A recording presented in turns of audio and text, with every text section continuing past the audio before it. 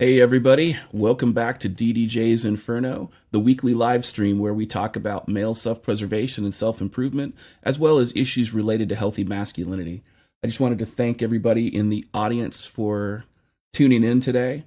And with me today, I've got Grizzly MGTOW, and I have Lily Even 32, my Q&A thought. Also, you'll notice on the upper left-hand side, I've changed up the icon for Lily a little bit just because I'm testing out some just to see to get people's feedback to see exactly what they want as far as like the preferred visual for my Q&A thought. So with that in mind, I would like to make a couple quick announcements before we get started with the stream. First and foremost, if you guys haven't realized it, in the last couple weeks, Twitch has changed its terms of service, and they are now being more sensitive when it comes to issues of harassment, both on and off their platform, and they are actually taking action against channels. Even if you're not on the platform, they're taking channel action against the Twitch streamers. So, like if you're making negative comments in, let's just say my YouTube videos, for example, they can discipline me for that. So just be really, really careful if you would, if you support the channel. If you support my content, please try to refrain from any negative comments in the chat because they're also taking action against Twitch streamers for conduct from people in the follower chat. So just kind of be aware of that. And if you're a mod in the chat and you see that stuff going on, feel free to time those people out as a first warning. And if they continue to do that, just get rid of them. I don't want my channel shut down because somebody decides to concern troll me over something like this. Also, is kind of a for those who don't know, I've been really sick over the last couple days. Grandkids brought home a cold, and I ended up getting it, and just because I've been so busy and doing so many things, so I've just been really sick. I actually was not on the TFM show last night specifically because I was feeling so much under the weather. I am feeling a little bit better now, but you can probably still hear a little bit in my voice. I'm just kicking down the meds and been trying to rest and try to get up on the mend. Just wanted to say I'm looking into the chat. Hey Sonny, what's going on? Hey Helsing, good to see you. Hey Plumber, good looking out. Also, as a reminder, I just kind of want to, again, as I'm making some of these announcements, as a masculine presenting transgender lesbian, I'm actually often misgendered by prejudiced feminists and other social justice warriors as a heterosexual male. Now, I can appreciate where this would, cause some confusion, but by misgendering me, it's very clear that, feminism and social justice is really not about diversity, and they don't support equality among a ever-growing number of scientifically and biologically proven genders. So I get a little concerned about that, especially when they shit out this false narrative and they act as though, oh yeah, we're about equality and we're about empowerment. No, you're not. And you see them attacking all sorts of other people all the time. The reason I bring that up and the reason why this is important is because one of the things that I'm going to talk about a little bit later in the show with our guest Grizzly is that YouTube trusted flagger Southern Poverty Law Center has declared war on men and masculinity by wrongfully labeling those who support men and men's issues as hate groups and extremists. And the MGTOW community has been lumped in with this. Now, even though the Southern Poverty Law Center has no examples of people in the MGTOW community doing this, they've just decided to label them with us with the MRAs and the PUAs and everybody. I mean, they just do the same thing. They take the lowest hanging fruit, and that's kind of where they head with it. We're going to talk a little bit more about that in a bit. And then the other thing I wanted to talk about is as a direct result of that, because the Southern Poverty Law Center by itself can run its own AstroTurf mass flagging campaign, I am no longer using the MGTOW acronym. Now, I'm going to continue to go my own way, and I'm going to continue to live independently, but I refuse to be wrongfully labeled as a woman hater who just wants to enslave all women. I'll still create content that's going to be supportive of healthy male masculinity and men's issues. But even though I'm disassociating with the acronym, I refuse to disassociate with anybody I currently associate with. There's a lot of really good and honorable men in the MGTOW community. and they will continue to receive my full loyalty and support. The reason I bring this up is because even though I was sick and I'm still sick, and I took the evening off last night from the TFM show, I heard all kinds of really, really retarded conspiracy theories. I heard that the Southern Poverty Law Center threatened to dox me, and so I had to disassociate myself. I heard I was an infiltrator, and now I'm doing the big turn. I heard all this other stuff, and it just look. I don't care if you smoke meth. Just let the pipe grow cold occasionally, and more importantly, don't be a drama queen. Go your own way. Don't worry about what other people do or whatever. TFM knew I was going to take the night off. I let him know. I said, look, I'm sick. I'm not going to disassociate with myself with TFM, at least for the foreseeable future. And so I just want to make sure that everybody is on kind of the same page. And I want to make sure everybody understands that, people get sick. People have stuff. Don't jump to conclusions. Don't be a hashtag #MeToo cuck. Okay? We've already had enough of that in 2018. We need to make sure that we are operating on observable reality and verifiable facts, and not just baseless allegations. We get enough of that already. And with that in mind, I want to go ahead and quit monologuing and again introduce Grizzly. Grizzly, say hi to everybody.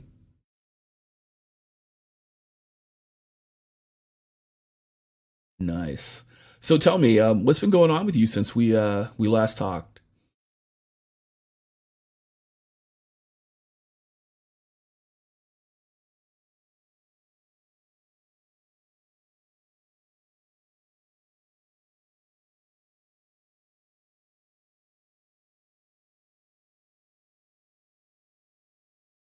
But it feels like a year because there's been a lot of crap that's been going on.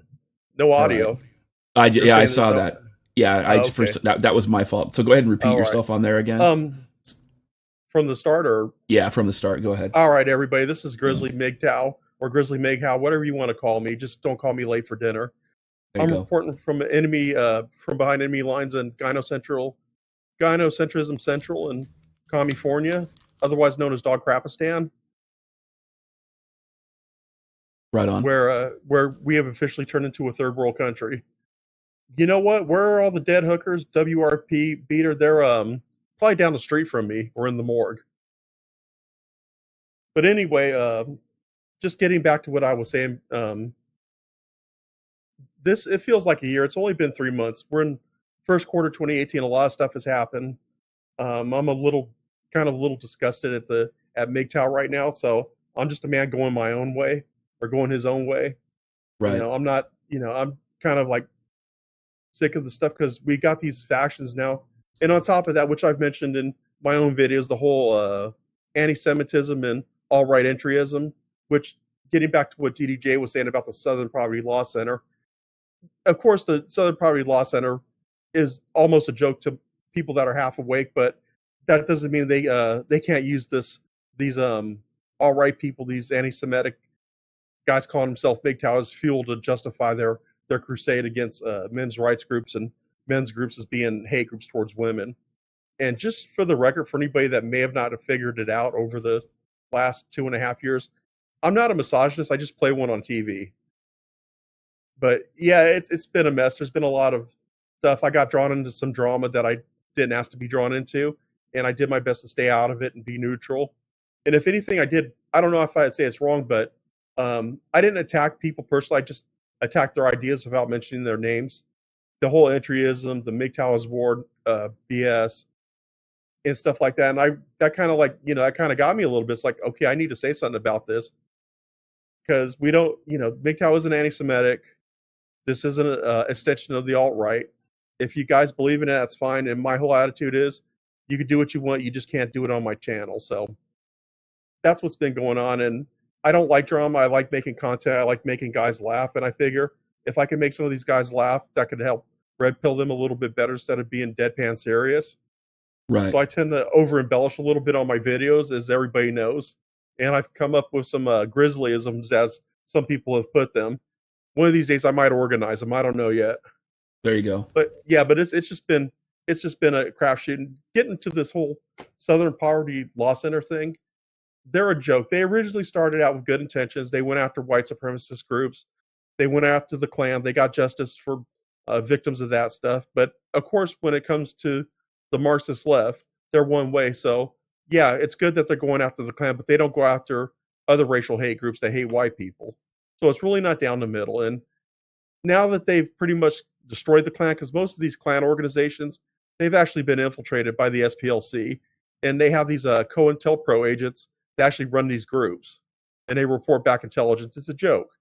But now they've gone after constitutionalists, they've gone after libertarians, believers in the Second Amendment, and other patriot groups, and labeling them as hate groups and terrorist groups with no proof, with no verifiable evidence. And they're using that whole air of authority that they're the Southern Poverty Law Center, and it's their job to be the watchdog. You And know, it's funny you bring go that ahead. up because I think that it's important for people to understand the Southern Poverty Law Center did serve a purpose for a long time, and you know some of the work they did was had some positive impact. However, in 2014, for those who don't know, the FBI disassociated with them and with a few other organizations that I won't name for purposes of this stream right now. But mainly it was because the Southern Poverty Law Center they actually have like a hate group list where they identify and they publish basically lists of groups that they've identified as hate groups, and many of these groups were groups that supported families. They were groups that supported family values. They supported pro life. They supported marriage, traditional marriage, that kind of thing, and they like one of these groups was targeted, and when they arrested the terrorist, the guy was actually charged and convicted for terrorism, and when they arrested him, and I forget the guy's name right now, but when they arrested him, they asked him how he got the list or how he chose who his targets were, and he said he used the Southern Poverty Law Center's list to target these groups so that he could go after them. And I mean, so the Southern Poverty Law Center was linked to terrorism. So members of Congress reached out to the FBI and said, look, you need to separate yourself from these people because these people are enabling terrorists by providing them with targets. And in 2014, the FBI chose to disassociate itself with the Southern Poverty Law Center as a direct result. And you're right, it's turned into this like, hard left, progressive social justice / feminist think tank that all they do is promote the left ideology and they don't promote any of the right wing ideology. And if they were objective, like if they were objective and they called out left wing terrorists, I mean that would be one thing. But they don't even do that. I mean, there were groups out there that were requesting the Southern Poverty Law Center to designate Antifa as a hate group. They wouldn't do it. And then there were, and you see a lot of these leftist progressive organizations like Black Lives Matter, where they were spouting anti-white hate speech. And a lot of these other organizations, there were feminists out there that were hating men. Like there was I forget the woman's name. She was actually a convicted murderer, and she killed a guy. It was a hate crime. And she was like this leading feminist for I think it was like one of the marches. And everybody was okay with that on the left, but the second that somebody says men and women are different, all of a sudden they're an extremist, and it's actually kind of fucking ridiculous. I'm looking at this idea, their designation. I'm kind of looking at their website as I'm talking to you, and it says male supremacy is a hateful ideology advocating for the subjugation of women. That's not true. So I heard a motorcycle go by. Yeah, sorry about that. No, that's okay. Harley riders, like to be loud and obnoxious. I get it. They need attention. I get it. And they quote Paul Elam. They quote Roosh V. They quote Matt Forney. And again, it's basically it's a hit piece on Return to Kings. And again, for those who don't know, Return to Kings is a PUA site. They advocate PUA. They're transitioning slowly between PUA and TradCon. And then of course Cupcake though, compared to like just the stuff I say on my live stream. Oh yeah, Paul Elam is Cupcake. I mean, that's not even low hanging fruit. You're going to call him an extremist? Yeah, it's the whole thing is absolutely ridiculous. And so, as I look through here, they lump MGTOW. They refer to MGTOW three times on their statement, and they just kind of lump them in with everybody else. They don't bring up any evidence. They don't bring up any accusations. It just says, oh, well, this group's associated with as well. It's just it's a hashtag Me Too accusation. And what's interesting is that what's strange is that 3 years ago, 4 years ago, if somebody called out an MRA group for potential hate speech, nobody would say anything. Nobody, there would be no response. They'd be like, "Oh yeah, I guess MRAs are haters," and they'd move on. What's interesting about this is that conservative news outlets are actually standing up for these groups and for like a voice for men, for example. And Well, the let thing me is interject in here for a go minute ahead. because it doesn't surprise me that they're now calling out these so-called male groups like MGTOW as being extremists. Because I remember a year ago, back in 2016, that the common refrain for MGTOW was that all these MGTOW guys are just a bunch of neckbearded losers living in their mom's basement, fapping to anime, and they're a bunch of losers who can't get a woman. But now that MGTOW's actually started to get traction, and more men are waking up because it's become so damn obvious to what's going on in America and the West. Now they got to go after it and label it as a hate group because it's breaking through the into the mainstream and it's actually starting to be taken seriously now.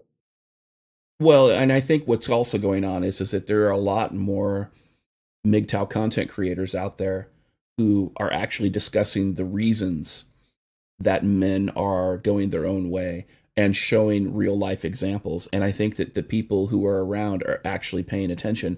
And I think it terrifies them because the things that MGTOW call out as their reasons for many of them to go MGTOW, they are indefensible by feminists and by the social justice movement.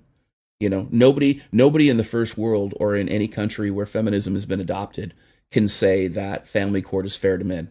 Nobody can. Not with a straight face and not using any kind of objective reality. Well, on And top of that, feminism has totally jumped the shark with the two marches, the one they did after Trump was inaugurated, and the one they just did back in January, I believe. The whole feminist rage, and you see these fat, just ugly, undesirable, miserable women in these outrageous costumes and outfits, and the outrageous stuff that's coming out of their mouth, along with the picket signs they're holding. The average person living in Middle America is just like, okay, this is out of these women are out of control. I mean, they are disgusting, and it's they've kind of done it to themselves in a lot of ways. right, and and here's a quote from the Southern Poverty Law Center that I really want to touch on that I think drives the point home. It says, male supremacy misrepresents all women as genetically inferior, manipulative, and stupid, and reduces them to their reproductive sexual function, with sex being something that they owe men and that can or even should be coerced out of them. Driven by a biological analysis of women as a fundamentally inferior to men, male supremacists malign women specifically for their gender. Their thinly veiled desire for domination of women and their conviction to that current system oppresses men in favor of women are the unifying tenets of the male supremacist worldview. Now, let me go ahead and unpack that for a second and take it Read, out of read. right. Sexual dimorphism is a tool of patriarchy. Yeah, exactly. So men and women are different. There are massive amounts of studies that demonstrate that men and women are different. And if they weren't different, if feminists, if I mean, and here's the thing, I don't hate women. I collaborate with Lily Even 32. I've collaborated with Elizabeth Hobson. I've collaborated with other people. I've mirrored Stacey King's videos. And there's a possibility that Stacey and I will be streaming sometime in the very near future. I'm going to be streaming at the end of March with Elizabeth Hobson again, from the UK.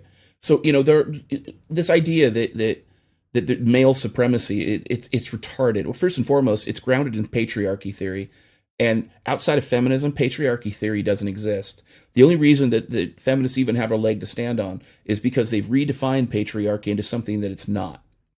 And I go into this in chapter 1 of my book, The Feminist Lie. And secondly, this idea of a thinly veiled desire for the domination of women, that's Duluth model bullshit. And the reason that it's bullshit is because Ellen Pence, one of the co-founders of the Duluth model, admitted in a college textbook in 1999 that they just made it up. She admitted to lying about it. And I did a video about it, about the Duluth model. It was, I think it was called Duluth and the Ideological Subversion of Society. And so it's a blatant lie. And it created the civil domestic violence protection restraining order system that currently exists in the United States and everywhere else in the first world that has adopted feminism. It is a shit show. And again, it's based on a lie. And they reframed it in an effort to foment that lie. And now the Duluth model is the most commonly used domestic violence intervention program in the world. And again, it's based on fraud. So I get really frustrated about this because, as far as a biological analysis of women being fundamentally inferior, it's not that anybody thinks that they're inferior per se. It's that the science tells us that women are not as strong as men. And that when it comes to IQ, for example, in many cases, generally speaking, and again, I'm speaking in generalities. I'm not, hashtag not all. There are outliers on both sides. Women don't score as high on IQ tests as men do. And, there are other areas as well. Like you look at observable reality. There are women out there who have invented stuff. There are women out there that have made major impacts in society. But the majority of the historical significance as far as the, historical inventions were done by men.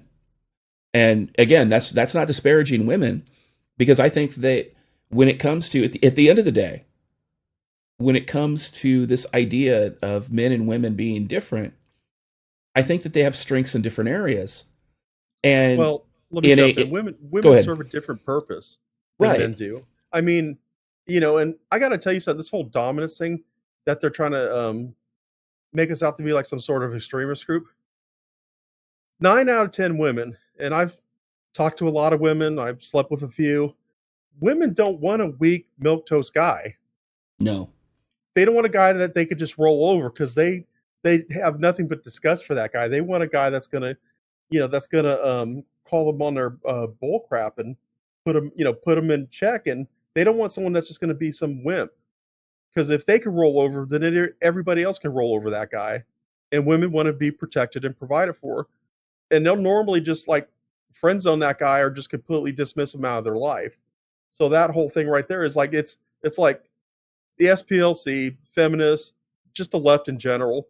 They want us to like completely dismiss observable reality, science, the way things work, biology, and they literally want to re-engineer society, but nature's always going to overpower that, and it's going to eventually get back to a state of homeostasis, aka balance, at some point. Because like a river that's polluted, eventually, if you just leave that river alone, it will clean itself up.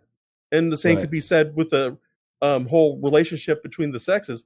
It will eventually get back to a place of balance, or what Right. looks like balance in that scenario. Well, and that's kind of one of the things that I wanted to touch on, is that I believe that, women do exercise power. And if you look at a traditionally patriarchal system, outwardly, yeah, maybe the guy might look like he's got more power and authority. But the reality is that when that guy goes home, he's asking for his wife's input on stuff. He's getting her feedback, and they are functioning together as a marital unit or as a relationship unit. And I think that those things are extremely important. And that's what that's the thing, is that's what feminists have reframed that whole paradigm as. Because they've always said, oh, well, marriage is slavery and this and that and all this other bullshit. And it's like, it's not. And it never was. That's why it's worked for thousands of years, until second wave feminism came in. Well, And they're like, an interesting little tidbit though on top of that. I'm sorry to go ahead. cut No, in no, on you're you, good. but Go for it. it's like getting the last pork chop at the table sometimes. But you know what? It's funny because they say that women's happiness has been going down since 1970. And now what started happening in 1970 moving forward? Women started going into the workplace, not just as secretaries or other quote unquote menial tasks. They were getting position, the same positions that men were. And you could correlate that to the women's happiness going down right at that same period, because believe it or not, shocker, women don't like going to work in the office, even though that's what they've been indoctrinated to do, been socialized to do. But for some reason, they can't put together two and two that maybe women are not meant to do that type of work, and they're more like, meant to be support the husband, keep the home, take care of the kids, and take care of the husband, and in return they get taken care of. And it seems like they actually turn out happier, because they said before that, the 50s, the 60s, etc., women were much more happier. And what were women doing during those 2 decades? They were at home being housewives, supporting the husband so he can go out and do the work, so he could slay the dragons, and in return they Right. were being taken care of. But here's the other thing, though, that people don't ever talk about, and this is something that I go into in my book in chapter 2. Just because most women were housewives doesn't mean all women were. There were women that were doctors and lawyers and professionals, and there were women who were authors and journalists, and they worked in the professional life.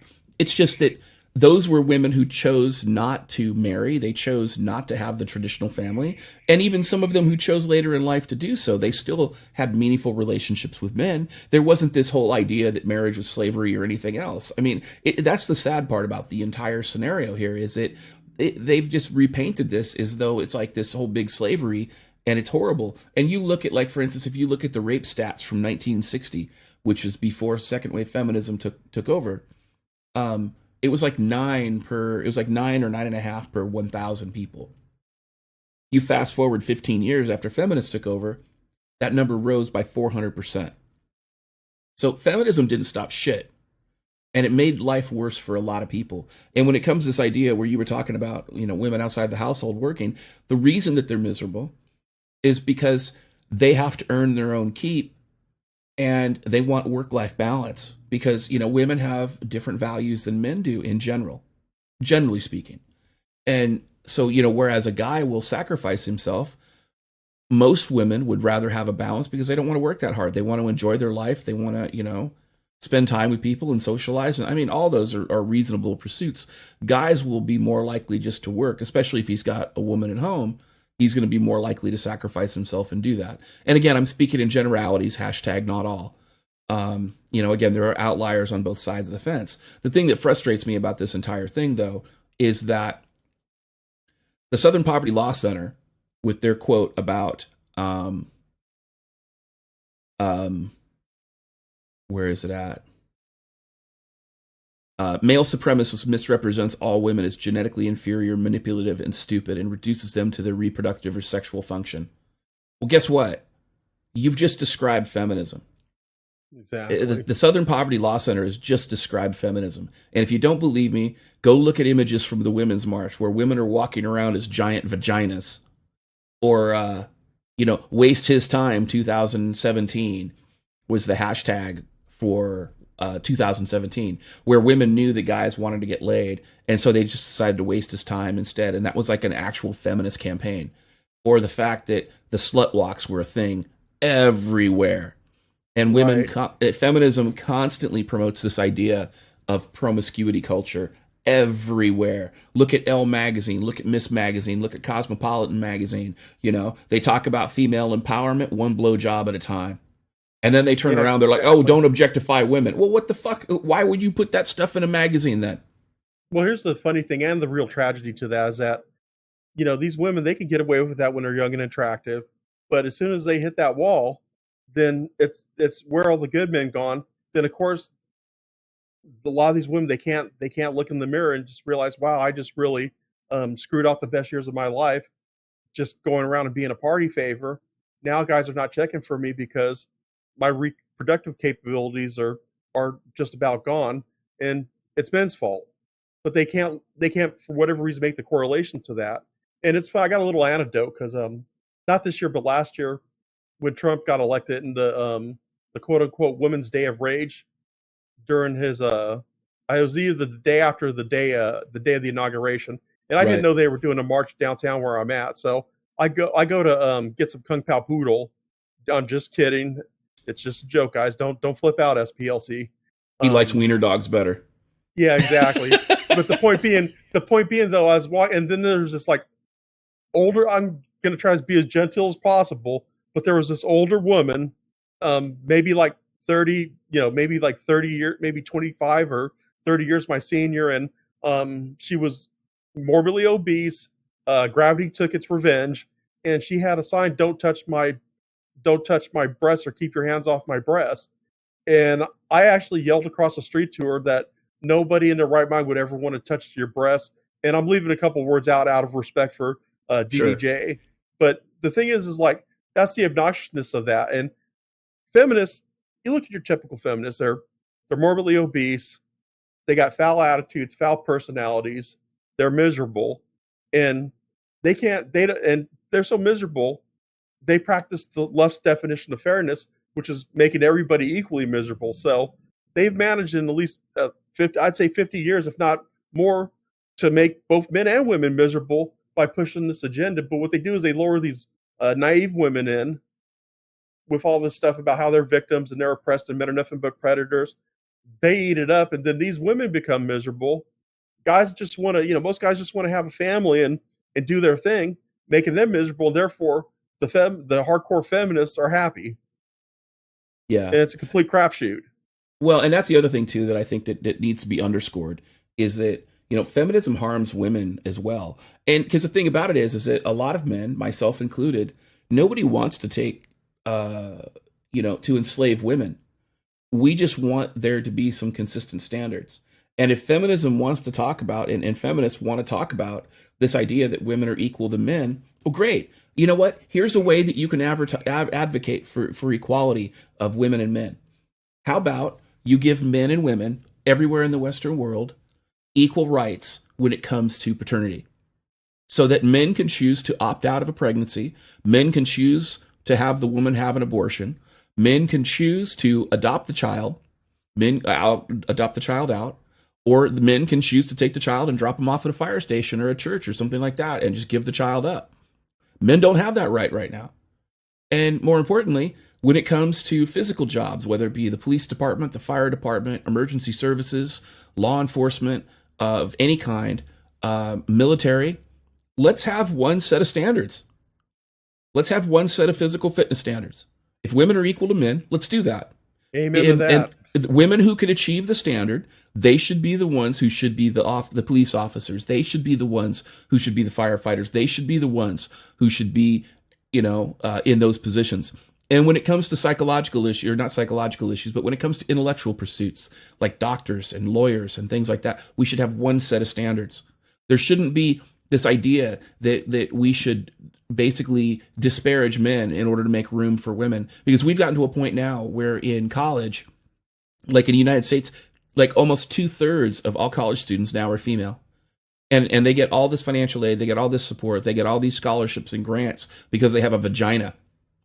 And men are left behind. Men are left out. And when they're graduating college, they're earning more money. This isn't hyperbole. This isn't just ranting. These are verifiable facts and observable reality. And there are scientifically proven studies that have shown all of this. And those studies have been legitimately peer reviewed. So when you turn around and you talk about this stuff and you want to talk about equality, let's talk about equality. Let's reduce male homelessness. Let's reduce male workplace death. Maybe we should do give the same type of focus to prostate cancer that we do to breast cancer. Feminism was never about equality, and anybody who says that is either ignorant or they're lying to you, and that's the sad part. And it's just one of those things that when you look at the Southern Poverty Law Center and they're like, oh, male supremacy is a hate group. It's clear projection. Look at Clementine Ford. Oh God. She's the Australian former sex worker who turned feminist, and now she runs around and she's hashtag kill all men, and she's a verified Twitter user. She's an author. All her work is featured in mainstream Australia. Nobody says shit to her. Nobody says shit to her. Yeah, she's pretty much she's sex worker. Sounds to me like she's bitter. She burnt. She had I don't know if she had actual sex as a sex worker. No. She was too ugly to have sex. She was a phone sex worker. Okay, yeah. I saw her picture. It's enough to melt ice and give men heart attacks. It's one of the reasons for erectile dysfunction. Yeah, I would agree. Yeah, exactly. I mean, if you want to go no fap, just take a look at her and you'll be good to go. Right. But yeah, her, but she's like I said, checklist, bitter, not very attractive, grossly overweight, hateful. She's a misandrist, and you mentioned about how these feminists project, but that's what the left does. Because if you ever want to know what the left is about or any particular policy, look what they accuse others of. So they accuse quote unquote conservatives of being racist, bigoted, homophobic, this, that, the other, greedy. And what they're really doing is they're outing themselves. I mean, it's like God or whatever you want to whatever power you believe in kind of gave us this gift that when you want to know what the left is like and how leftists are or what leftists are really about, look what they accuse you and others of, and then you'll find Well, out that's what they're actually like. and here's the thing. There's a term for that. It's called gaslighting. And it's what Right. narcissists do. It's what cluster B personalities do. It's what borderline personalities do. There's And all that's the problem. cluster B, cluster Fs. Exactly. And, it's really sad all the way around because, again, the hashtag kill all men, for example, go on Twitter. Look at all the verified accounts that retweet that tag. Twitter doesn't take any action against those people. You go on YouTube. There was a woman who actually did a video, some blonde-haired, short-haired woman who did a video like a year ago, saying that you should kill all male babies and that you should kill men as you find them. There are actual feminists out there, prominent feminist leaders, who are basically saying, falsely accuse men of rape. It's great. Do it. It'll be fun. And they're saying, the male population should be reduced. And they are advocating for the indentured servitude and the genocide of men. And yet the Southern Poverty Law Center doesn't call anybody out. You know who would have to carry that out? It would have to be other men to carry that out, because if they tried that on their own, they'd be done in about an hour. If an hour, maybe 30 minutes. And then we can like grab some coffee and chill or whatever. Right. And that's the thing that's frustrating about that. But I'm sorry. What the irony about that is the less ugly and the less obese feminists. You know what type of men they get with, or they desire? They want the alpha guys. They want the assertive. They want the assertive guys. They'll get with those guys, but yet they hate all men. But when they do get with a guy, they want they don't want the beta simp, the male feminist, the fedorable ones, the cuck. Right. They don't want those guys. They want the guys that are going to be like, no, we're not doing that. Right. They want guys to be in control and assertive. So their nature is like they're having. I hate to have a feminist mind, because that's got to be just pure insanity right there, because you got your biology conflicting with your ideology, and that never works out well. Well, yeah, and I mean, it's gotten so bad now. Just like 2 days ago, Breitbart reported about this new campaign that male feminists have started pushing. It's called hashtag Ask More of Him. And it's basically trying to support the Me Too movement. Look, if women were equal to men, and if this Me Too movement actually had any legs whatsoever, they wouldn't be going out of their way asking for men to cuck and white knight for them.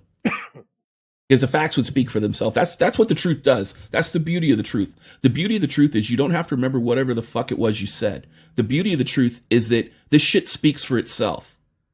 You don't have to. The truth can defend itself. That's the nice thing about it. And it's self-evident. And so, when people try to test it, and if they don't believe you, they can go, oh, okay, well, there's verifiable facts behind this, so this must be the truth, and so you can verify it, you can cross-reference it, you can forensically, consider it, and it's all the same. And that's the thing that's frustrating about this, is like, even these Hollywood men understand that women aren't equal to men when it comes to certain things, or at least their strengths lie in different areas. And so, they're hashtag Ask More of Him. How about hashtag Stand Up for Your fucking self?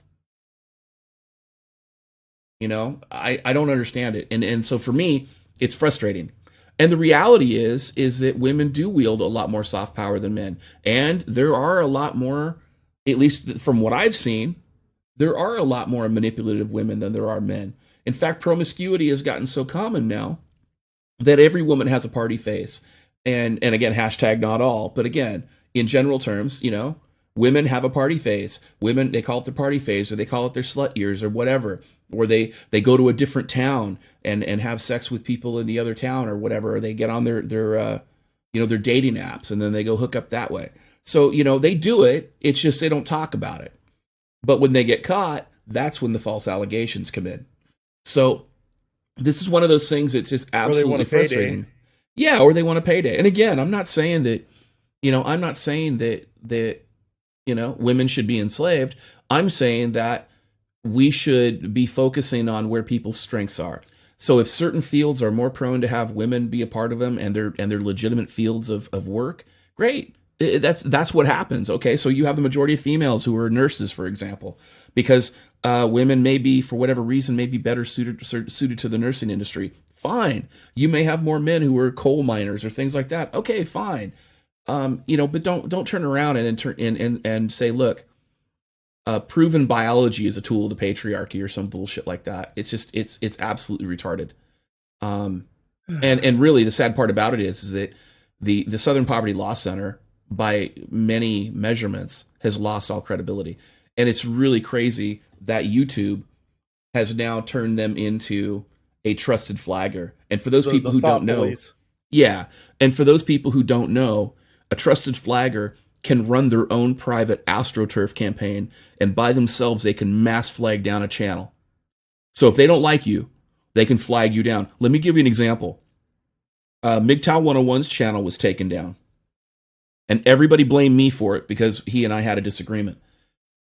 Well, he finally got blamed for it or whatever. Yeah. Well, it turns out the reason that his channel got taken down is because of, I think it was like spamming or false views or something like that. He did a video about it. He was buying subs and most of his videos, but even so, my work. Right, but my point was that regardless of whether or not he was doing that, to me that's irrelevant. The point I'm trying to make is they took him down with a quickness. He went down so fast. Yeah, it was. I mean, holy shit. He went down faster than a $2 whore in the middle of Mardi Gras, and I was like, oh my gosh. And then he had his backup channel, and his backup channel, like within days, apparently had 2 strikes on it, and he had to lock it down. I mean, you look at Chris Cantu's channel. Chris Cantu's channel was up for a minute, and then all of a sudden they took it down. TFM's got 2 strikes. MGTOW Philosopher's channels got taken down. John from MGTOW's Freedom's channel got taken down. Now, the reason I bring these guys up, because even though they've been gone for a while, the Trusted Flagger program has been around for years. And Google they pay these people. So the Southern Poverty Law Center is actually making money to go out and campaign against their ideological opponents and to deplatform them and to censor them and to silence them. And that is frustrating. I'll say this much for this whole thing is that, YouTube and these social justice warriors and easily trigger feminists don't realize is that YouTube, by doing this, is slowly, and it's probably going to take maybe another 5, 6, or 7 years for it to all play out, but they're slowly flushing themselves down the drain. Because what's going to happen is there's going to be other platforms that will eventually come up and take over. It's just going to take a long time. You gotta look at it in the form of the long game. They're shooting themselves in the head with this whole flagging thing, because before all this, nobody was like, there was no Bitchute. The other video sites were relatively unknown and obscure, but you're going to see, like I said, over the long term, more and more social media sites that let you post videos, and some are going to eventually figure out how to monetize stuff, and YouTube's just going to go the way of MySpace. It's going to go into the irrelevancy hole, and you're going to talk about it from a historical perspective. Remember when YouTube was big? Right. Well, and it's kind of funny too, because like we're going to kind of switch gears a little bit. You talk about shooting themselves in the foot. Metaphorically speaking, I don't want to trigger the SPLC or right. What's it, Moms Against Gun Violence or whatever the hell they call themselves. Right. And again, we're going to dance around this subject a little bit, but I think it's important to talk about. There was a mass shooting recently in Florida, and a lot of people came out and with a variety of different opinions about it. And I think it's important for people who don't know. Firearm safety used to be taught in our schools. We used to teach it to elementary school children. A lot of places had shooting teams. It's something that we did. We taught our kids. We taught our family. We in the United States are a firearm culture. And what a lot of people don't realize is that, like, if you remember the Columbine shooting, you remember the twin brothers that took down the shooter? Wait a minute, didn't they kill themselves? No, there was a Cleveland and Harris. Yeah, I don't remember. It may not have been the Columbine shooting, but there was one of the shootings, one of the early shootings. They didn't kill themselves. What ended up happening was These two twin brothers, one of them got shot, and the shooter's gun jammed. And the two brothers, their family were NRA members, and they recognized the gun jamming. And they were both, they were on the football team. They lifted weights, they took care of themselves, So they and bull rushed him. they bull rushed him. Yeah, they saw the gun jam, and they're like, "This is our chance. This is the only way we're going to stop him." And these two brothers rushed him, and they took him down, and they saved lives. And nobody talks about that. Nobody discusses the fact that basically, it was firearm trained children who put a stop to this, Right. and one of them was carrying a bullet in the trade. Yeah, they don't. Well, the mainstream media doesn't mention it because that would totally kill the narrative. I mean, there are several examples where either someone that knew what was going on or someone that a good guy or a good person that had a firearm was able to stop a mass shooting in its tracks. And the most recent examples that remember the church shooting by that scumbag in Texas, Yep. the one that was Yep. the one that was dishonorably discharged for just the complete total scumbag was able to slip through the cracks. That just goes to show background checks do not work. But that guy was stopped, and they don't talk about it. That guy was stopped by one of the parishioners who was carrying concealed. Right. Now, Yeah, he carried concealed, and his friend jumped in and grabbed his Right. gun because he was from his truck, and they chased him down. Yeah, and the guy was, and reports apparently were when the guy was getting shot back, he was crying like a wimp. Yeah. But Yeah, absolutely. let's get back to the school shooting thing because I've been following it loosely, and a lot of red flags that came up. The FBI was aware of them, but they didn't do nothing about it because Russia, Russia, Russia. Right. Two, there was actually an armed deputy at the school, and he waited outside as this psychopath was killing students because he was too much of a coward to go in and take a shot.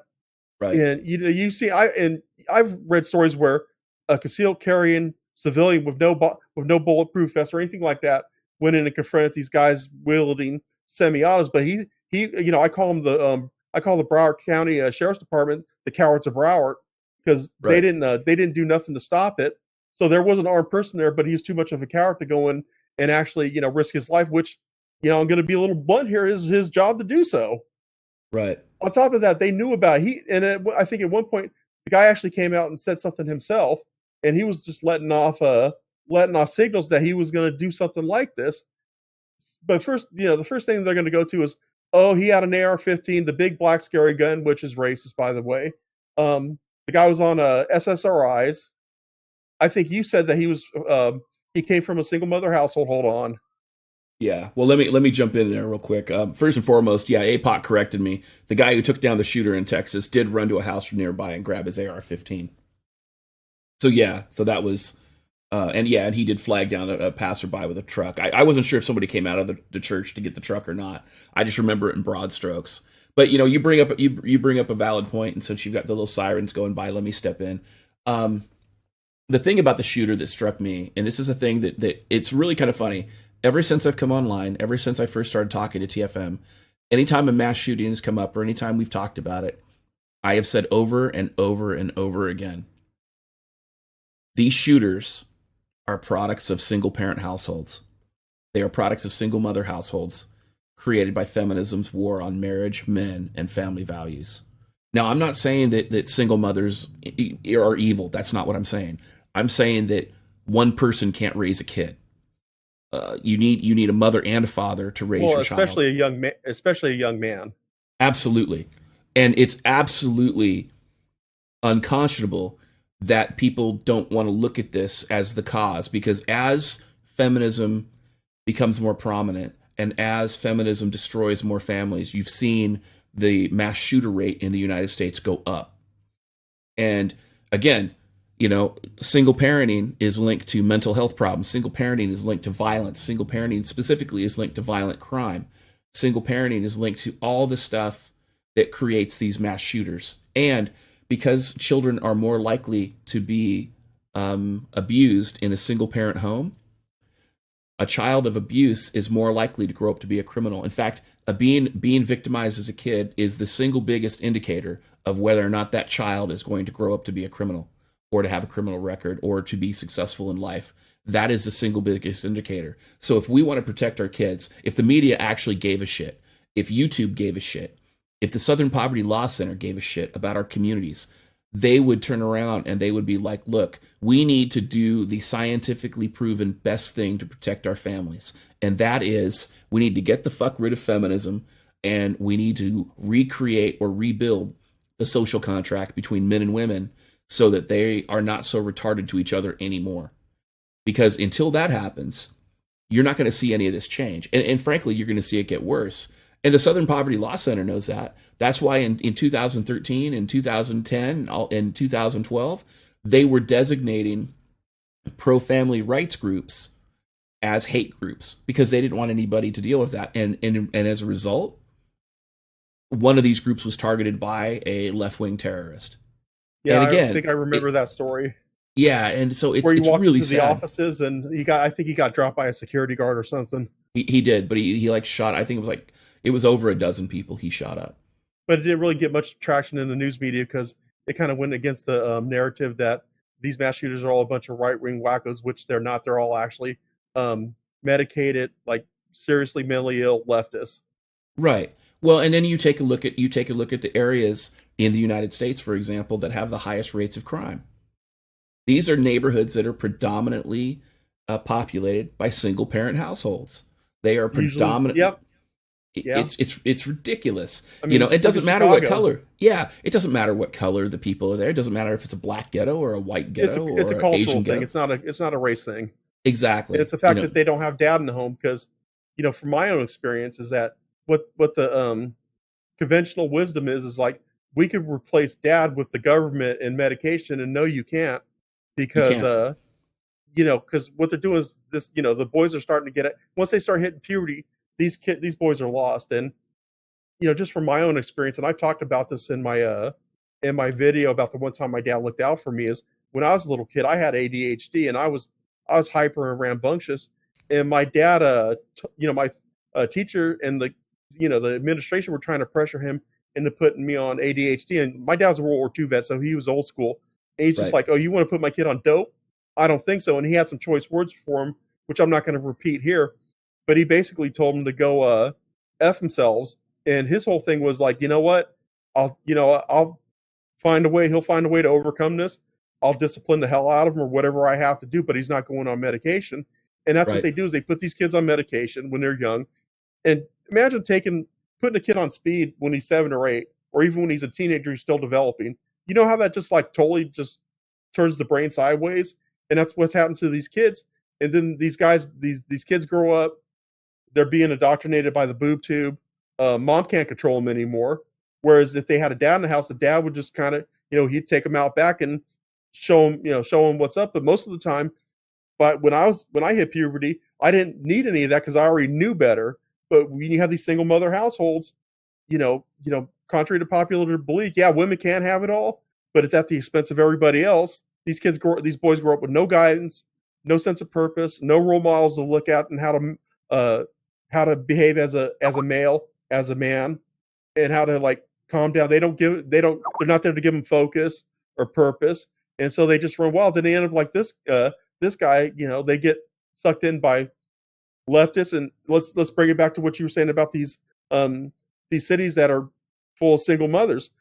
They'll gravitate towards the male role model, but the drug dealer, the meth dealer down the street is not a good role model. Or they'll gravitate towards a gang because they have a sense of belonging. There's a sense of hierarchy, and the lead, and they substitute dad, but they end up getting the wrong guy, and that's why you see all these violent crimes and shootings taking place. But this kid, he was doped up on SSRIs. He was an Antifa member. The same principle as the whole kids growing up in these inner cities or these rural areas where no dad's around. It's the same thing. He gravitated to the wrong thing. He was on medication, and these SSRIs, they mess up your head. So he went totally sideways, and the FBI knew about it beforehand, but they didn't take any action. And this is not the fact that we're able to have our Second Amendment rights. It's the fact that the people that are supposed to protect us and be on top of this stuff totally dropped the ball on it from the start all the way up until that sheriff was outside and didn't go in when the guy was still shooting and stayed out there like a coward. So this is a complete failure of law enforcement, government. I'll even include the medical side of things because instead of maybe getting this kid some therapy, here's some medication. They slap him on the bottom and send him on the way out, and he becomes even more crazier. Right. How come we're not looking at these psychological medications? Well, the mainstream media is going to do it, but how come no one ever, in any form or fashion, where they're in the mainstream, ever this kid was on medication? Because the gun's an inanimate object. You can't. If you just set a gun somewhere and you don't pick it up, it's not going to grow two legs and arms and just start going shooting people because it's having a bad day or it didn't get oiled properly. Right.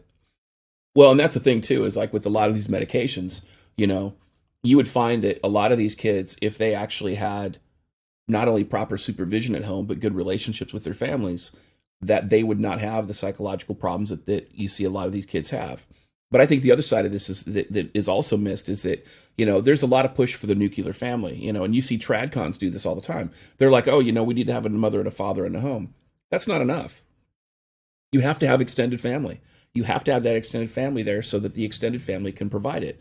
Because if you don't have the multi-generational mentorship, you don't have that institutional knowledge that you can share throughout the generations. And if you talk to a lot of these people that are out there who are successful, a lot of them are like, yeah, my grandparents really had a major influence on me, or my aunt or my uncle, they had some, major positive impact on my life, and those types of things. It's not just mom and dad, because, mom and dad need help as well. Well, and also you need to have, you do need to have the nuclear family, and I'm going to kind of do a little bit of a deep dive in a second here. But Dude, you also need a stable community around that nuclear family as well. And here's the thing: how do you destroy a society? One, you emasculate the men, and two, you destroy the nuclear family unit, which is the basic building blocks of any functional, prosperous, safe, and secure society. So how do you destroy the family? You remove the dad. You marginalize the dad. You basically you cuck them, because what the Romans would do is they would go into a country or village or whatever. They kill all the men and boys up to a certain point. Then they make the women the minders, and that's how they kept control. They erased the masculine. They erased male authority away from it. They erased all the guys that were men that had some sort of leadership, and they eventually destroyed the family. And that's what's going on now. You destroy the family, you destroy the society, because the family is a basic, like, Lego block for a functioning society. Right. And Yeah, I hate no, to say it, this is the communist agenda. I mean, I'm not trying to go full on Alex Jones, but you read communist writings and communist materials, especially from the Frankfurt School, and that's their thing. It's like, get rid of the family. First thing is get rid of the family. Every tyrant has practiced the same thing. Hitler did it. Stalin did it. A bunch of other people did it. Catherine and McKinnon, everything goes to crap. Goes to crap. Catherine McKinnon, a prominent feminist, she actually said that she thought that Marxism and feminism had to coexist together in order to survive. So I mean, lots of prominent second wave feminism, or feminists rather, have basically said that, in order for feminism to succeed, you have to have communism or socialism to go along with it. So I mean, I don't think this is tinfoil hat land. I mean, this is something even feminists have said the same things. So I don't think it's one of those scenarios where, it's not a conspiracy theory if you have verifiable facts behind it, I guess is what I'm saying.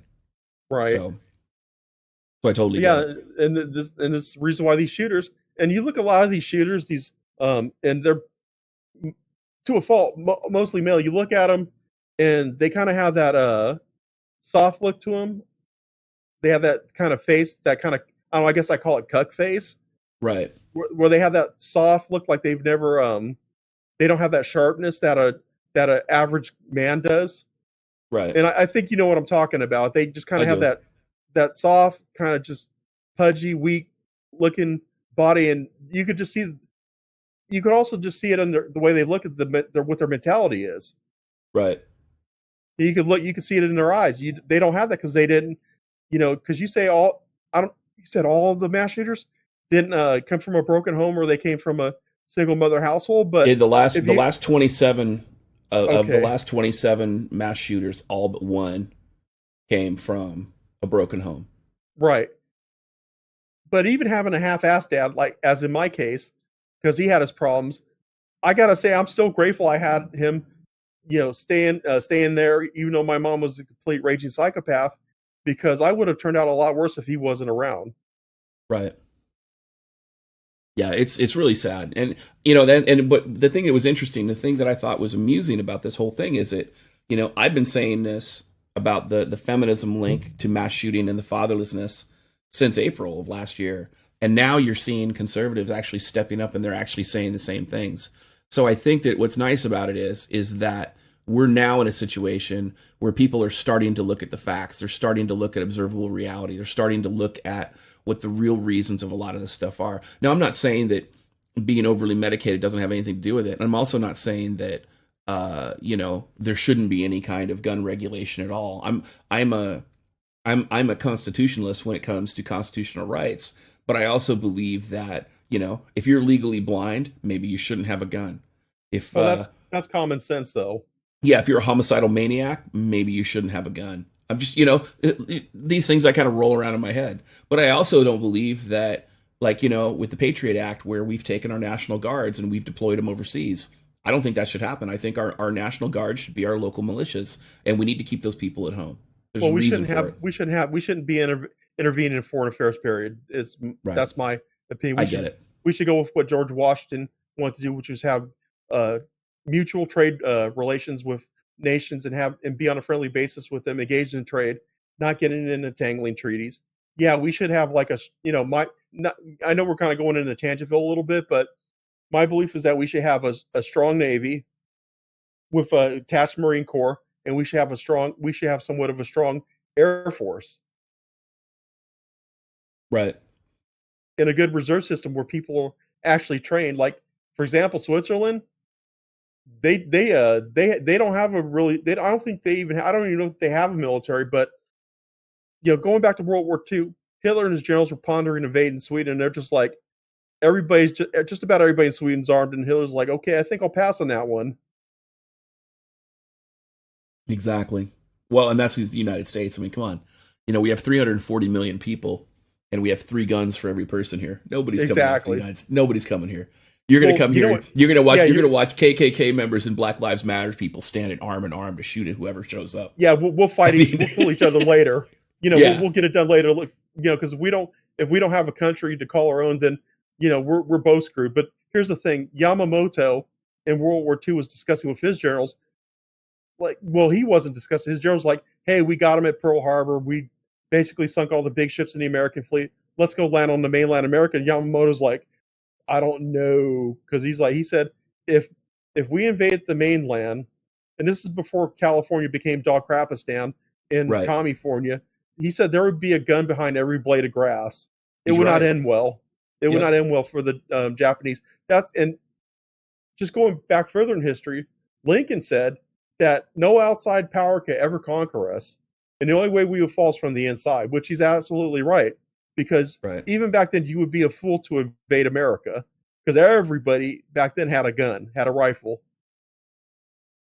Right. Yeah, exactly.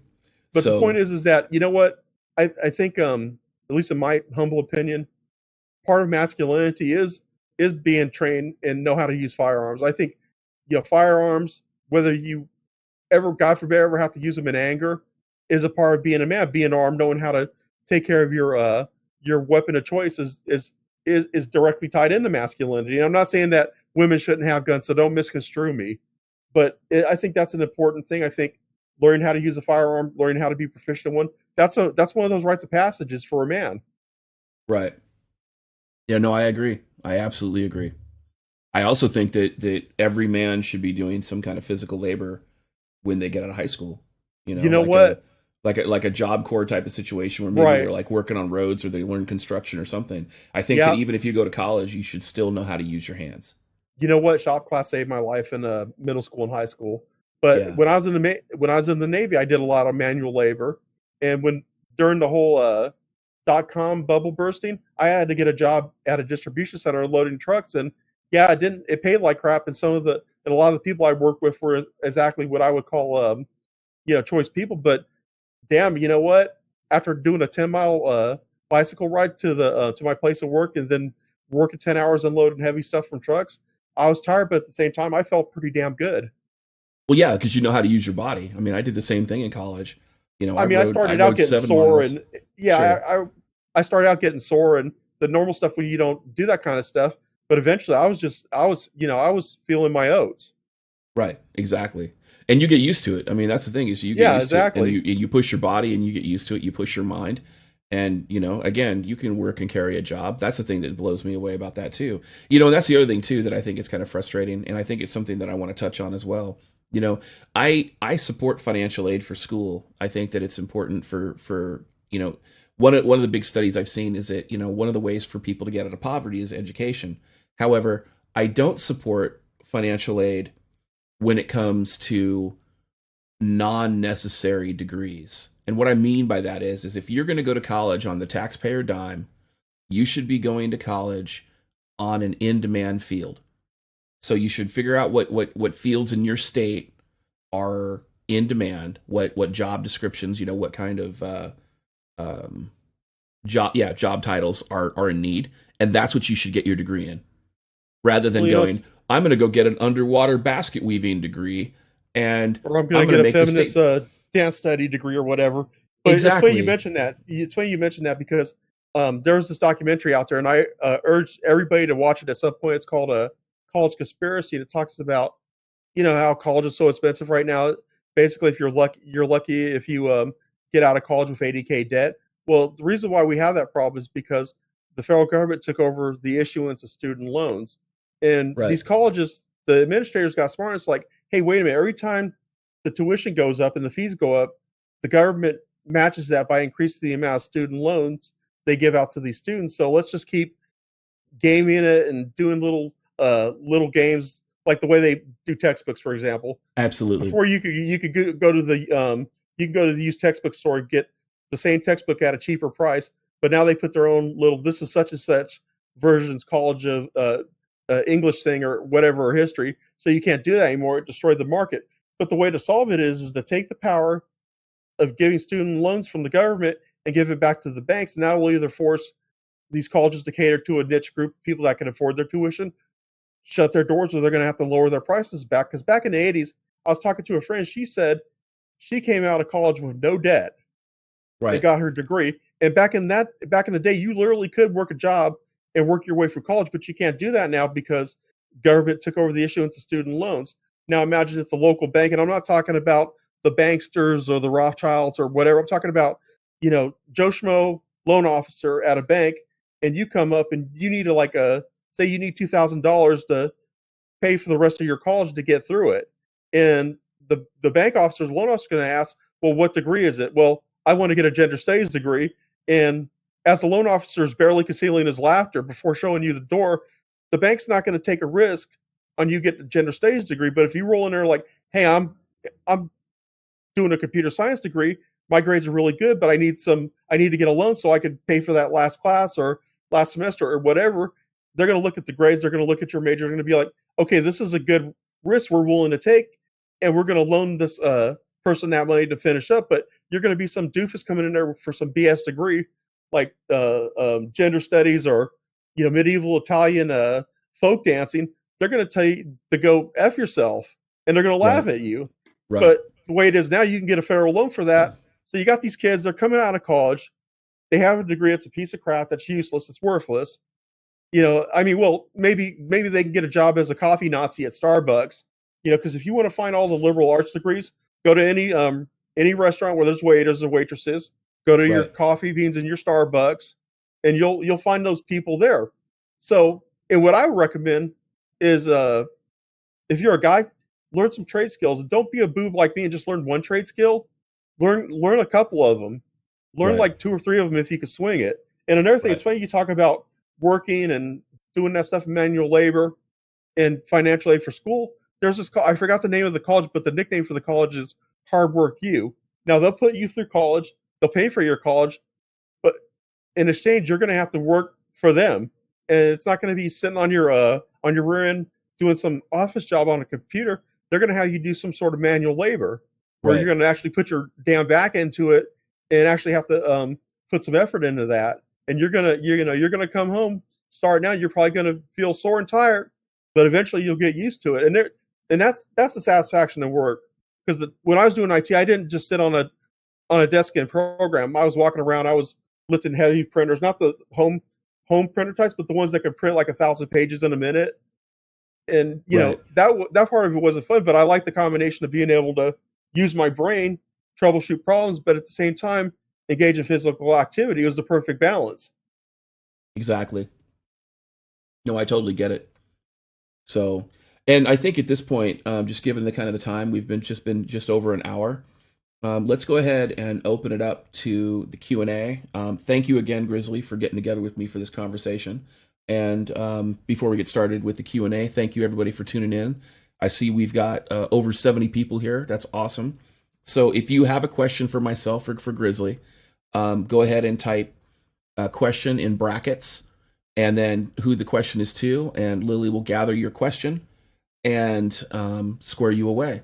And then, of course, if you see the Bukkake choke slams, let's say you're on a desktop or you're on Twitch TV, you'll see the little Bukkake choke slams. There'll be a little question mark box that'll float up above the sponsor link or the sponsor icon of the dollhouse. You click that, you can redeem that and ask a question. That question will be logged and will be asked as well.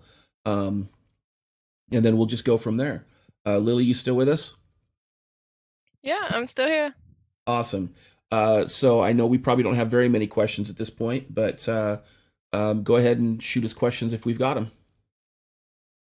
Okay, well, this one's a little off topic, but we'll go with it. I will be attending grad school for a PhD in maths in the next few years and probably teaching in universities afterwards. Are there any laws or regulations I should watch out for or be aware of? Yes, I think that you should be. So if you're going to grad school and you're trying to teach at the college level, you need to be very aware of their sexual harassment policies. You need to be very aware of whether or not the college, how they are interpreting the Title IX sexual harassment intervention that they do, because some of the colleges have decided to get rid of it because it's completely biased and misandrist against men. But other colleges have doubled down and they're said that they're going to harass men even more. So Yeah. if your goal is to teach, to be a professor at a higher education school or a college, whether it's community college or a 4 year, you really need to be cognizant of that.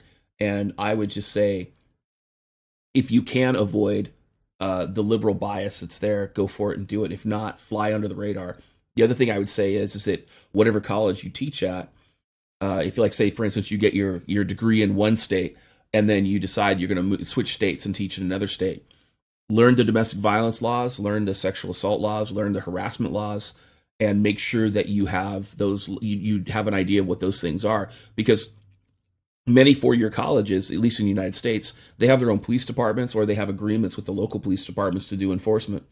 So you want to make sure that you're very cognizant of everything that's there so that you don't get yourself in trouble. And I would make sure that you steer clear of a lot of the unnecessary drama that's there. And in 2018, I would say this: if you're new to a job or you're getting a job, do not make friends at your job. Keep them as professional acquaintances, at least until you've been there for 2 years, and then make friends at that point. And I would avoid women at all costs at work. I would avoid talking with them. I would avoid socializing with them and everything else, because a lot of these women are using this hashtag Me Too campaign to destroy men's lives. And I recently saw a book, I forget the name, but there's a book on Amazon that's there right now that was written under a pseudonym by a woman. It was basically how to destroy a man with false allegations. And so you have to understand, I mean, this is a concerted effort on people's part in an effort to destroy men's lives. So be careful, especially if you're teaching at higher levels of education. And I would make sure that, keep work at work, keep home at home, and keep politics out of work as much as you can. Well, let me jump in for a second. And I think it also depends. It depends too, because if you're teaching like the general math courses to the at a college, you're gonna have a mixed class of boys and girls. But if you're teaching like the higher level stuff that the engineers and the scientists take, that might not be as much of a problem. And I'd also suggest, if you could adapt, improvise, and overcome, maybe look into teaching gigs overseas, because I'm pretty sure that a lot of colleges and universities overseas are looking for math teachers, because teaching math, it's one of those endangered things, because not everybody can teach math and not everybody could do advanced math. So you might want to consider that too, to go to overseas to kind of alleviate the whole gynocentric witch hunt crap show that's going on American college campuses right now. So that's also a possibility. So looking at all the possibilities, and what DDJ said was absolutely right. Keep it professional. Don't get into politics. Um, you know, if you have to, practice the Pence rule, and don't be alone with a woman unless it's your wife or whatever, and have another person in the office with you, so there could be no Me Too BS or how to destroy a man because some broad didn't get the grade she wanted in the class or she thought she was entitled to. Right. All right. Next question, if we have any more. Okay. Yeah, well, we got a couple now. One for DDJ. TFM once said that men have a 9 times sexual drive compared to women. So if a man wants sex every day, why does he only get a handful of sex per year or years? Why doesn't the woman want sex every 9 days? Say that again. Can you repeat the entire question, please? I can, but yeah, it's written a little interestingly. Yeah. That's why. Basically, Go ahead. yeah. So TFM said that women have a sex drive 9 times higher than that men have a sex drive 9 times higher than women. So why don't men get much sex? Like, why don't women want sex every 9 days if, say, men want it every day? Well, first and foremost, I'm not a sex therapist, but I'm just gonna go off of what I know from anecdotal experience and what I've read. Men do have a higher sex drive than women. However, a woman's sex drive is impacted by where she's at in her hormonal cycle, and women are attracted to different things than men are. So, if even if a man is interested in sex, and let's say he wants to have sex every day, after a few days, the woman may not be as interested in having sex with him as he is. Now, the honeymoon phase is different. So, like, if you're in the beginning of the relationship and you're in the honeymoon phase, that's completely different. I mean, you might be having sex with her 3 times a day, so which is completely realistic, because you'll make the time. And so when it comes to that, that's not a big deal. But then you realize, holy shit, I have to go to work, or I have to eat and shit like that. Then all of a sudden, that doesn't become as realistic. But at the same token, you have to make sure that again, it's once the honeymoon phase ends, the rate of sex drops for the woman because she's sated. And again, women often use sex to create the relationship, whereas men use the relationship to get access to their sex. And that's just the biological differences between men and women.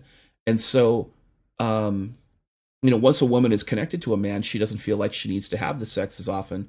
And yeah, her sex drive isn't going to be as high as a man's in general.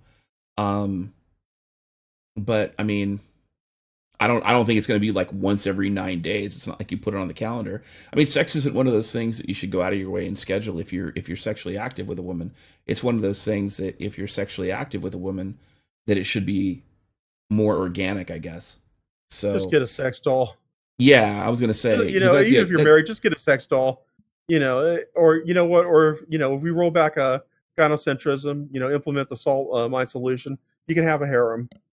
Well, and I guess my whole thing too is that, yeah, if you're a guy and you want to be loyal to your woman, another option is, yeah, getting a sex doll, because you're I'm not even into her. sex dolls, but you know what? Just get a sex doll. Yeah. I mean, it's like we have, the quote, the bionic man thing. We have the technology. We have, most men have the money. Just get a freaking sex doll. Right. And then she doesn't feel so pressured to have sex. Or, well, another thing too is, let's face it, women are the gatekeepers of sex. They're the ones that say yes or no. That's true. And that's part of the problem in this gynocentric society. But just get a friggin' sex doll. You know what? Because there are married couples and the guy has a sex doll. Right. And once if the woman's kind of hip to the game, she'll appreciate it, because it's like, oh crap, I could take a break now because he's got something to to relieve his problems. But yeah, just get a friggin' sex doll. Like I said, I'm not even the sex dolls myself, but if you have that kind of sex drive and the maternal the matriarchal overlord doesn't want to have sex with you that much, just get a sex doll. problem Yeah. solved. Improvise, adapt, and overcome. Necessity is the mother of invention. Right. Right. And I would say this. I think that I think that this is one of those scenarios where um, if your sex drive is a lot higher than the woman you're with, you know, you guys need to talk that out, or you need to figure that out. And who knows, maybe you need to not commit to this woman, maybe you need to find somebody with a higher sex drive or something like that. But frankly, at the end of the day, the reality is that when it comes to the male female relationship, I don't have a problem. And again, I've never had a problem with the initiation of the relationship. It's always how the relationship ends, because it's the false allegations, it's the false, he raped me, or he abused me, or he was emotionally abusive, or whatever the bullshit story is. Or They've abuse our criminalized kids that. or whatever. Yeah, is it feminist society has incentivized the destruction of relationships, and so now you're more likely to get falsely accused of some shit. So that ends up being a problem. And I mean, I've known women to cheat on their significant others, not because they were attracted to the other guy, but because they just wanted to be spiteful. So I'm not, again, hashtag not all women, but again, it's one of those scenarios where you have to have good communication. And frankly, I'm not real confident in relationships in 2018, just because the laws are so horrible, especially if you live in a country that has coercive control laws where if your girlfriend is consistently late and she shows up at home smelling like sex, and you say, hey, where you been, all of a sudden you're a DV perp and you can be put in jail. Or if you have a significant amount of money and she asks you for money and you tell her no, now all of a sudden you're a DV perp and you get put in jail. And this, I mean, I'm not exaggerating, these laws are on the books. Anywhere you hear the term coercive control, this is the shit they're talking about. So Yep. you need to be very careful in 2018 when it comes to relationships. Well, you could go to jail under those laws just for calling a woman out on her BS, and just walk away. Just walk away. Save yourself. Right. Find a different purpose. TFM talks about this. Get on the path of self-actualization. Make the best out of it. If you have to get a sex doll, just get a damn sex doll, Right. and just go from there. Because it's not worth losing your reputation, your job, your honor, or going to prison, or even getting killed because some white knight decides to get on his white charger and go into battle. Exactly. With that said, let's go to the next question, Lily. Okay, next question for DDJ. Why did the rape stats go up 400% after second wave feminism? Because promiscuity went up, and because most people, I mean, we had like the free sex culture.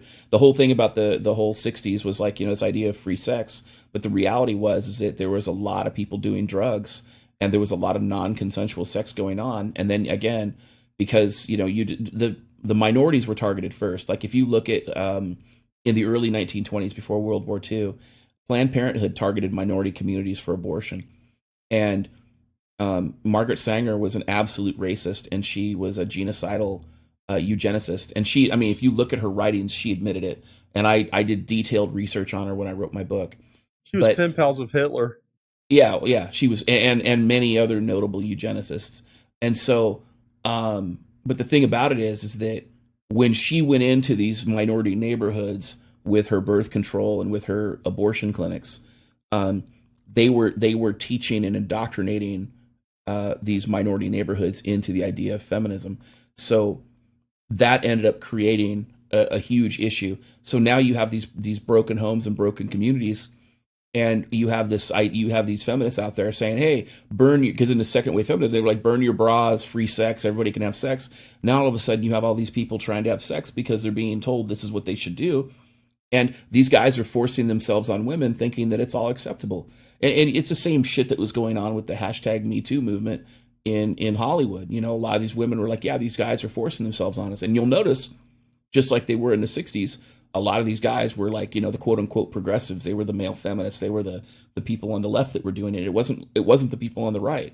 So, it's a shit show. When you activate, or I should say, when you promote a promiscuity culture,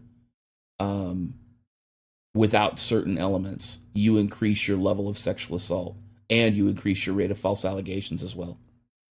Well, look at it. Look at the way they changed the definition of rape though over the years as well, because that's jacked up the numbers too.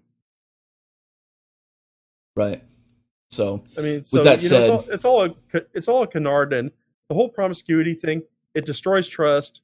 It causes stuff like this to become even more problematic because, say, like back in the '60s when they're doing all sorts of drugs, the whole rainbow colors of the rainbow and the alphabet list of drugs. These guys had no problem with having sex with a woman that was knocked out or unconscious. yeah, the whole thing's retarded. I don't know. Again, if you think you need to have sex with a chick who's knocked out or retarded or You got unconscious, problems. not only you got problems, go get a You sex need doll. your ass kicked too. Yeah, Yeah, just go get a sex doll. It solved the problem right there. exactly. You want a dead lay, there you go. So, Lily, now what's the next question, if there is one? Next question is for the guest. Why is physical fitness important in the Navy? You're just on board a ship, not fighting on land like the Army. Oh, My friend you have joined the no Navy idea. and Let me just cut you off. No disrespect intendedly, but let me just cut you off right there. I worked on an aircraft carrier. I worked more specifically. I worked on the flight deck of an aircraft carrier, which, according to Lloyd's of London, is the third most dangerous place in the world. You're lifting stuff on a ship. You're going up and down ladders. You're going through hatches. Every sailor on a ship is a damage control, is a firefighter. And let me put it to you this way: those hoses, when you have that high pressure going through them, they're not light. They're very heavy. And this is just one example. There's many more, and I'll give you a personal example in a second here. But you're lifting stuff, you're carrying stuff, and you know what? The guy next to you, the sailor next to you, is dependent upon you, and you're dependent on him to do the individual job.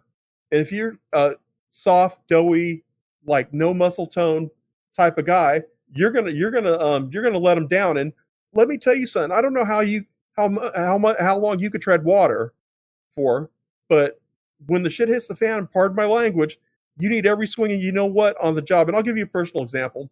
The shop I was in, we maintained the electronic landing system for the carrier, and the simplified version is that you had horizontal lights that were synced to the ship's gyroscope. You had vertical lights. When the pilot's making a landing on a pitching and rolling deck, because you're out to sea after all, they line the vertical and horizontal up to make a 3-point landing.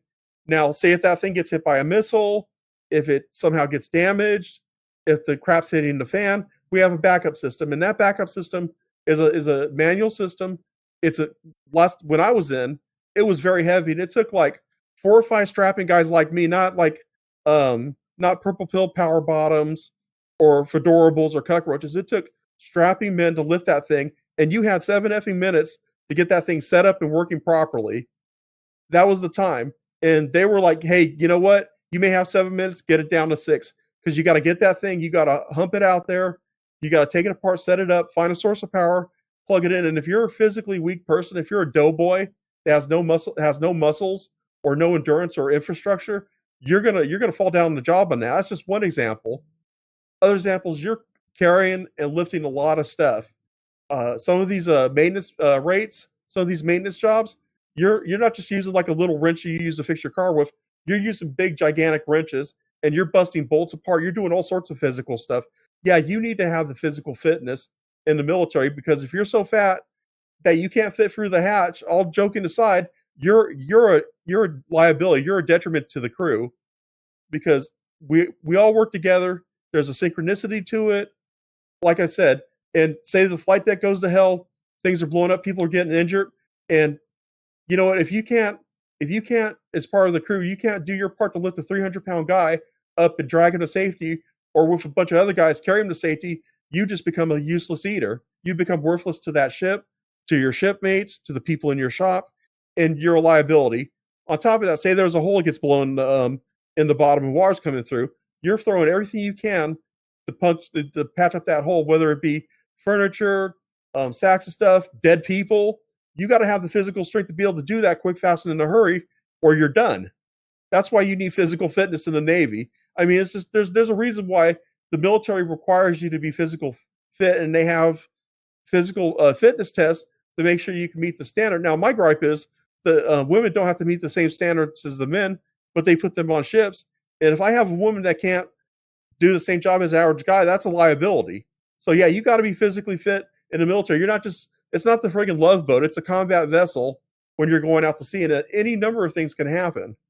Well, You know, and let me just finalize that real quick for you. It's the fucking military. Your job is to kill people or be killed. If you don't want to be physically fit in a job where your primary purpose is to kill or be killed, maybe you need a different job. Doesn't matter what yeah, branch. exactly. So, with that in Well, mind, let's or move. you help other people kill things or Right, maintain stuff. But the point is, yeah, you gotta have some level of physical strength, physical fitness, and you got to be able to pull your own weight on a ship. I mean, you could retreat on land, but how long can you tread water? right. All right. So, with that in mind, let's move on to the next question. Lily? Okay, the next one's a little hard to read. I apologize. Haley man, I'm sorry, I'm terrible at this. DDJ, what would feminists do if they heard a massacre feminists killed like the Tiananmen Square killing of the year 1989 China in a different country? Would they back off with their tail between their legs or fight? Well, they wouldn't fight. They would try to inspire men to fight. I mean, we've seen that already. I mean, there are women in India where a woman will falsely accuse a man of some shit in India, and they're like, "Oh, this is this is a huge issue, and we need to address it." You know, and we need foreign aid and all this other crap. And you always see that. I mean, anytime feminists get upset about something, they always go to this whole women and children bullshit. Um, that's just a big, that's my thought. Grizzly, you want to add anything to that? You know what? Women, they're gonna back down, or they're gonna try to shame the guys. Like in World War One, they had this thing where they would give. I think it was a white rose or something. They give it to a guy that didn't want to go and fight, and they try to shame him into being a coward. And it's like, what the hell are you doing, thought? But they can't fight back. They don't have the physical infrastructure. They don't have the endurance, the strength. They don't have the bone structure, because a lot of women in the military, especially like in the army, they get microfractures. They have bone joint problems from carrying those backpacks. Because let me tell you, when you get packed out, man, in the Army or Marine Corps, you know what? That's a heavy load to carry, and women just don't have the infrastructure. Now, listen, SPLC, I'm not trying to be a supremacist here. We're talking hashtag biology, hashtag sexual dimorphism. This is fact. This is not me trying to lord it over women. They just don't have the necessary things to do that. And women will either do one or two things in a situation. They'll do their best to get their men to fight back, and if they can't, barring that, or if the men get conquered, they'll submit themselves to the invaders. I mean, you look at like you look at World War II. Germany rolled over France in 40 days. It was pretty sad. It was pretty pathetic. What did a lot of French women do? As soon as the Nazis started occupying France, guess who they hooked up with? They hooked up with the Nazis. When Japan surrendered, a lot of Japanese women hooked up with American guys. On and on and on. Because women, they just, and like I said, it's not a dig against women. It's hashtag nature. They don't have that ability to fight like men do. They have other areas where they're competent in. So that whole thing about Tiananmen Square, women would you didn't see a woman standing out in front of that tank at Tiananmen Square. You saw a man do that. Women wouldn't do that. Exactly. And feminists always need allies. They always need allies in their quest for female supremacy, which kind of negates the whole thing. But they need men to come. They need the white knights, the cucks, the simps, and manginas to come and do their dirty work. Right. They need the foot soldiers of gynocentrism. Because if they Exactly. did it on their own, they'd be rolled over in like a half hour, and we'd be having cocktails and joking about it. Yeah, I can tell you this right now. If women were truly equal to men when it came to a lot of these things, women wouldn't need men to get their shit done. But again, you got he for she, you got ask him more and all this other crap. So there you go. Hashtag Um, kiss my rear end. exactly. Lily, next question. Okay, I'm just gonna do like a quick acknowledgement to Oslo MGTOW. You asked me a question. I personally have nothing. Like, I would answer the question, but this stream isn't about me, so I'm not gonna answer it in this. Good thought. Sorry. Next question. All Okay. right, DDJ. When you say go scorched earth when accused of rape, do you mean suing them? Absolutely. What I mean by that is I think that, so, and here's the thing. If you're a rapist and you like legit raped a woman, you need to go to jail. You need to go to jail. You need to be criminally prosecuted, and you need to be put behind bars. And what people don't understand is that, people that are like legit child abusers and pedophiles, they've done studies and they found that pedophiles who are not caught, they sometimes rape upwards of 200 children throughout their life. Pedophiles don't stop. They need to die. They need to die. They need to be killed. I'm sorry. All I'm saying, I'm just saying that, it's so pedophilia is, to my knowledge, pedophilia is not treatable, and I've looked into it a lot, and they are very, very dangerous. So, but when it comes to false allegations, what I'm talking about is that when you get falsely accused, you have to understand that. Let me kind of give you that anatomy, what it looks like, or that breakdown. When you get falsely accused of sexual assault, if a police officer goes to your work under investigation and goes to your boss and says, "Hey, I'm investigating Mr. Smith for sexual assault," well, your boss is going to fire you. He doesn't want to be associated with anybody who's been accused of sexual assault.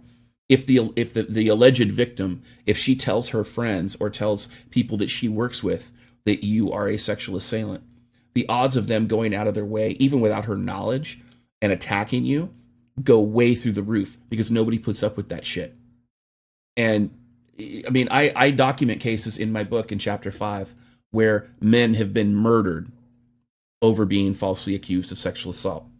Now, the reason I say go scorched earth is because you have to get accountability for these lying hags who do this, because it's these women who are lying about these false allegations of sexual assault. They're the ones that are interfering with actual victims being protected. Because the more that these people lie, the more that they are allowed to lie without any consequence and any accountability, the worse it is for actual victims. One of the main reasons that my daughter, who was sexually assaulted 5 and 6 days a week for 5 years in the home of her biological mother by her stepdad, is because feminists protected them. They protected the pedophile, they protected my ex, and they protected everything around it. And they destroyed my daughter as a witness so the man could never see justice. So you have to understand that when these false allegations come up, you have to get these people off the street and you have to hold them accountable. My daughter never got that help because feminists hated men so much that when I went to the family court, I was fighting an uphill battle. It took me 5 years to win. So you have to understand that when you catch these women lying, and you absolutely know that they're lying, you have to hold them accountable. And the best way to do it is you sue them for defamation, you sue them for libel. If you're in family court, you tell them that it's an abusive use of conflict. It's malicious prosecution if it's the police. And again, I'm not an attorney. This is not legal advice. This is my personal opinion. But this is what I would do. And anybody involved in the cover-up, like in the UK, there's an epidemic of police officers and law enforcement officials who are actually covering up exonerating evidence of men who are falsely accused so that they can get the false conviction rate to go up. I would sue everybody into the Stone Ages. I would name their wives, I would name their dogs, I would name their neighbors, I would name everybody. And I'd be like, you guys fuckers, you fuckers sort it out, because I'm just going to go talk to the judge. And I would be prepared for the appeal. I would file the appeal right away, or be ready to file the appeal. And every move I made in that case would be to protect the case, to make sure that it could go to the Court of Appeals and have a good chance of winning. Because, again, women who falsely accuse men of sexual assault, they are cancer. They are a worse cancer than feminists in general. Now, there are feminists that are more cancerous than others, but women who falsely accuse men of sexual assault, they'll do it again. So if you let them get away with it with you, they're going to accuse the next guy when they get in trouble, if they get caught cheating on him, or if they want to get revenge on him, or they want to be spiteful about it. So you have to understand, you have to go scorched earth. And it's not because you hate these women. It's because they have to have accountability. And in order for them to achieve any kind of accountability, you have to go scorched earth. Because at the end of the day, because of the way the Duluth model has indoctrinated judges and police officers and prosecutors and such, they're just going to get a slap on the wrist anyway. But that's okay, because you want them identified, because you want to protect other men from these predators.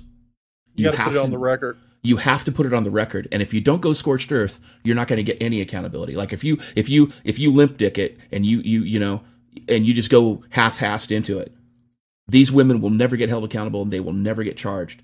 However, if you go after them and you go after them like you're, like it's the religious crusades, No mercy. no mercy, that's when the accountability comes. That's when there's, something on the record, whereas if a man got accused of it, a man might go to jail for 15 years. She might only get 6 months. But the point is, it's on the If record. that. Yeah, it's on the record. Other men know who she is now because her name has been publicly there. And now, you've protected a dozen other men. Because I'll tell you, most of the time when these women falsely accuse a man of sexual assault, it's because they're promiscuous. So they're fucking everybody anyway. Yeah, they're trying to cover their own tracks. They absolutely They don't want to look like the town whore. Absolutely, they are. So, and that's the reason I say go scorched earth. And I think that every man should do it when it comes to false allegations. Next question.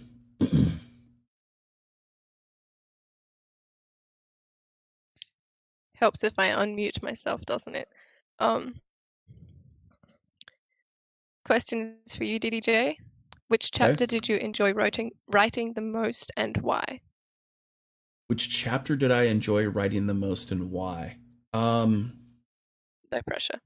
No pressure. Honestly, the whole book was hard to write. It was really depressing, honestly. It was really difficult to write. I think that the main reason is because it's a difficult subject matter to approach, and there were so many heartbreaking stories that that I learned or that I read about in the process of writing the book. And there were a lot of stuff. There were a lot of stories and a lot of facts like that I just omitted for sake of brevity in the book. But I mean, it was a hard book to write, or each chapter was hard to write in its own way. Honestly, I think probably if I had to look at it and go back, I would probably say the wage gap chapter was probably the best one, because it was a second wave feminist that I used as my primary source to demonstrate that wage gap didn't exist. So that had entertainment value. Next question. Okay. DDJ, what is the difference between the #MeToo thing and feminism in your own words? The #MeToo campaign is a feminist campaign. It is not a movement other than itself. It's not like it's not an independent movement. It's basically a campaign of feminism, because feminism is waning and people are starting to realize feminism is not needed. And so the professional feminists that are out there that are getting money to be professional feminists, they're scared. So they've got to come up with new enemies. They got to come up with a new boogeyman. So that's why, and you can tell that this is a bullshit thing, because the majority of the people who are being accused of crimes, by the way, sexual assault is a crime. There's no police report. It's like God, it was a Stan Lee. Yeah, he got accused. He got accused. She didn't even file a police report, but she basically said, "If you don't pay me this money, I'm gonna accuse you of this crime." That's blackmail. Legalized blackmail at that. Blackmail, absolutely blackmail. I would be like anybody. Yeah, and I say this: anybody who tries to blackmail somebody for money over a false sexual assault allegation, they should go right to the police department, wherever jurisdiction they're in, and they should report them for a felony. So go ahead. Well, this whole thing with Me Too, the BS, and just in general, I'm just going to just do a general thing here with the left, is that like feminism, the whole race hustling industry needs a constant crop of victims in order to stay relevant, and also to pay the checks of these feminists and these people who work for these so-called nonprofits and these organizations. And getting back to the Me Too thing, the woman that founded the Me Too, if you ever saw her picture, you would your pee-pee would shrivel up and go into a shell like a turtle. Because let me tell you, most men would not touch her with a 10-foot pole.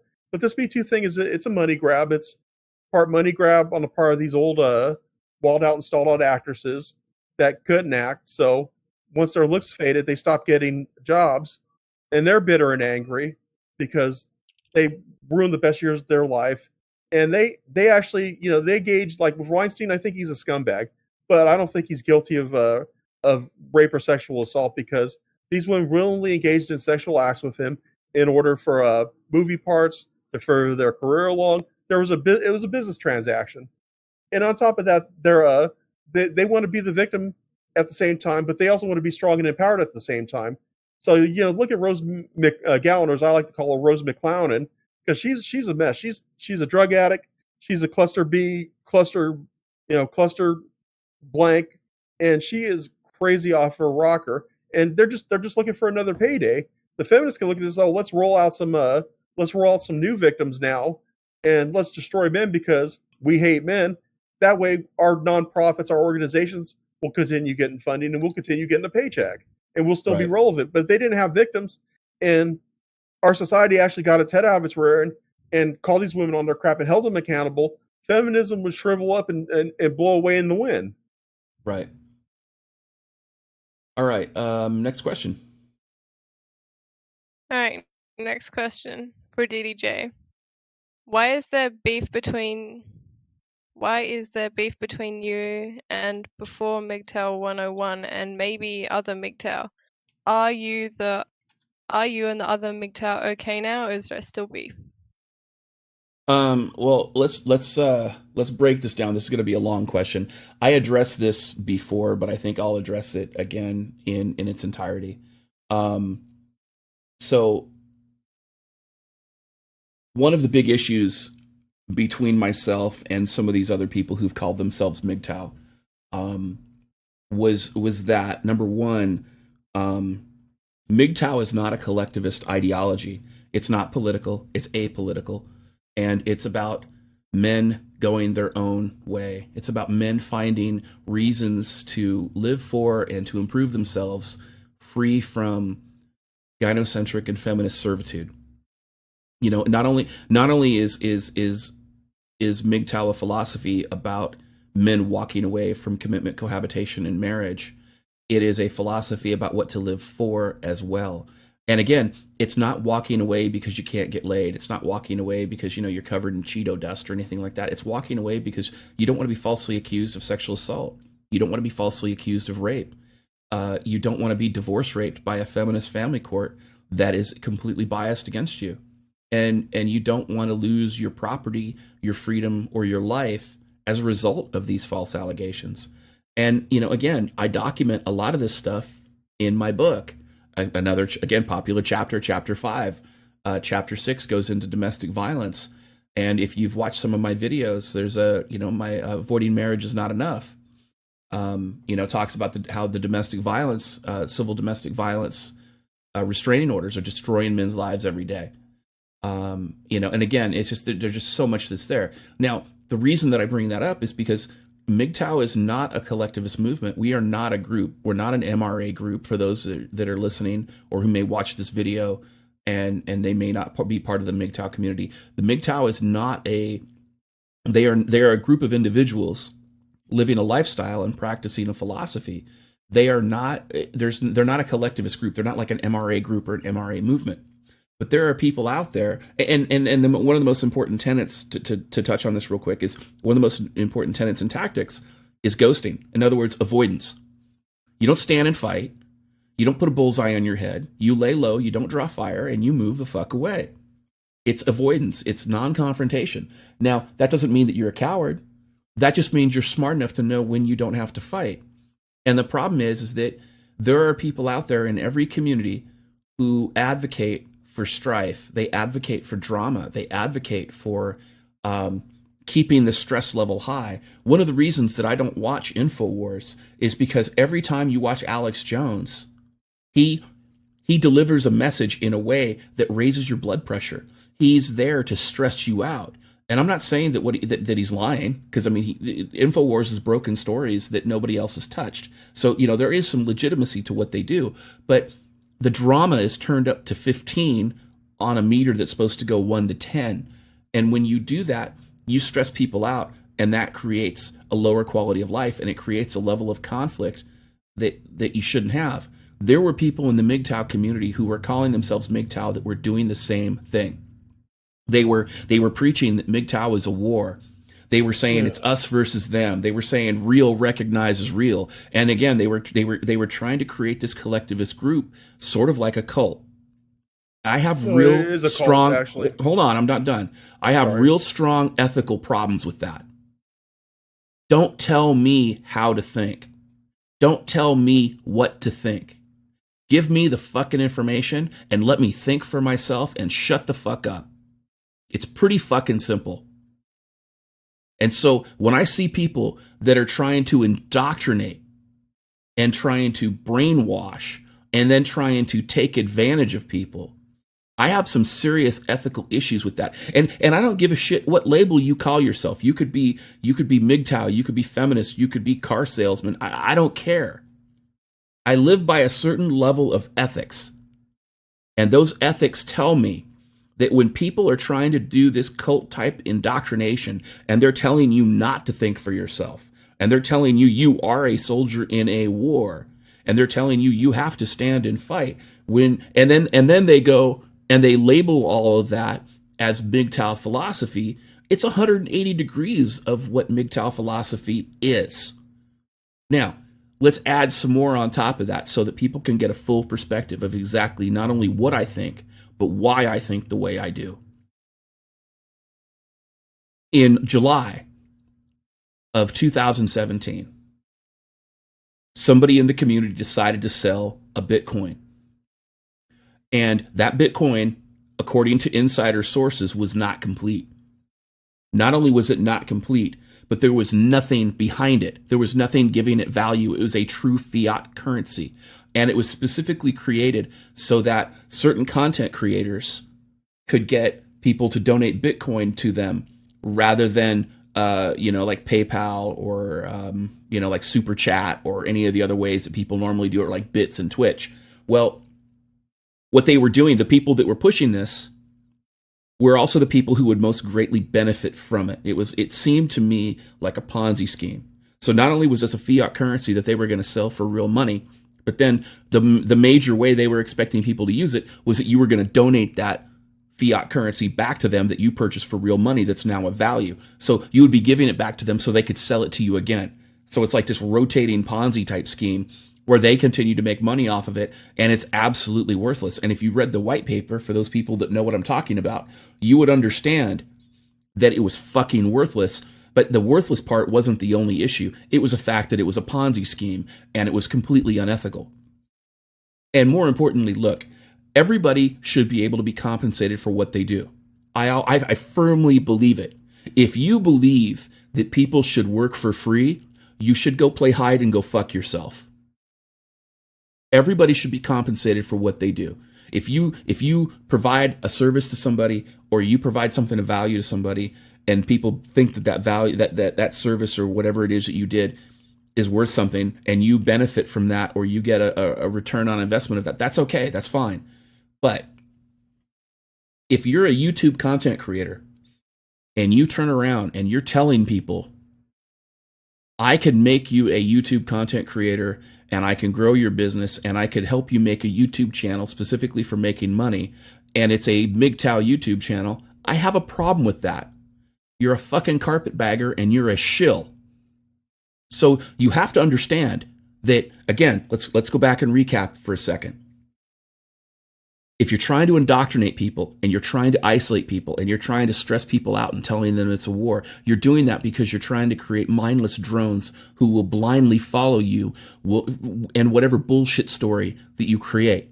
Then you turn around and you're pushing these, be a YouTube content creator and I'll help you grow your channel, but you got to pay me for it as a business. You're a shill.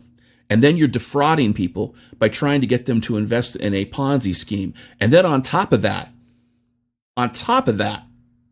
knowing that the base core of MGTOW philosophy is avoiding commitment, cohabitation, and marriage. And I understand that maybe my definition of MGTOW is a little bit different than others, but let's just use this one for sake of conversation.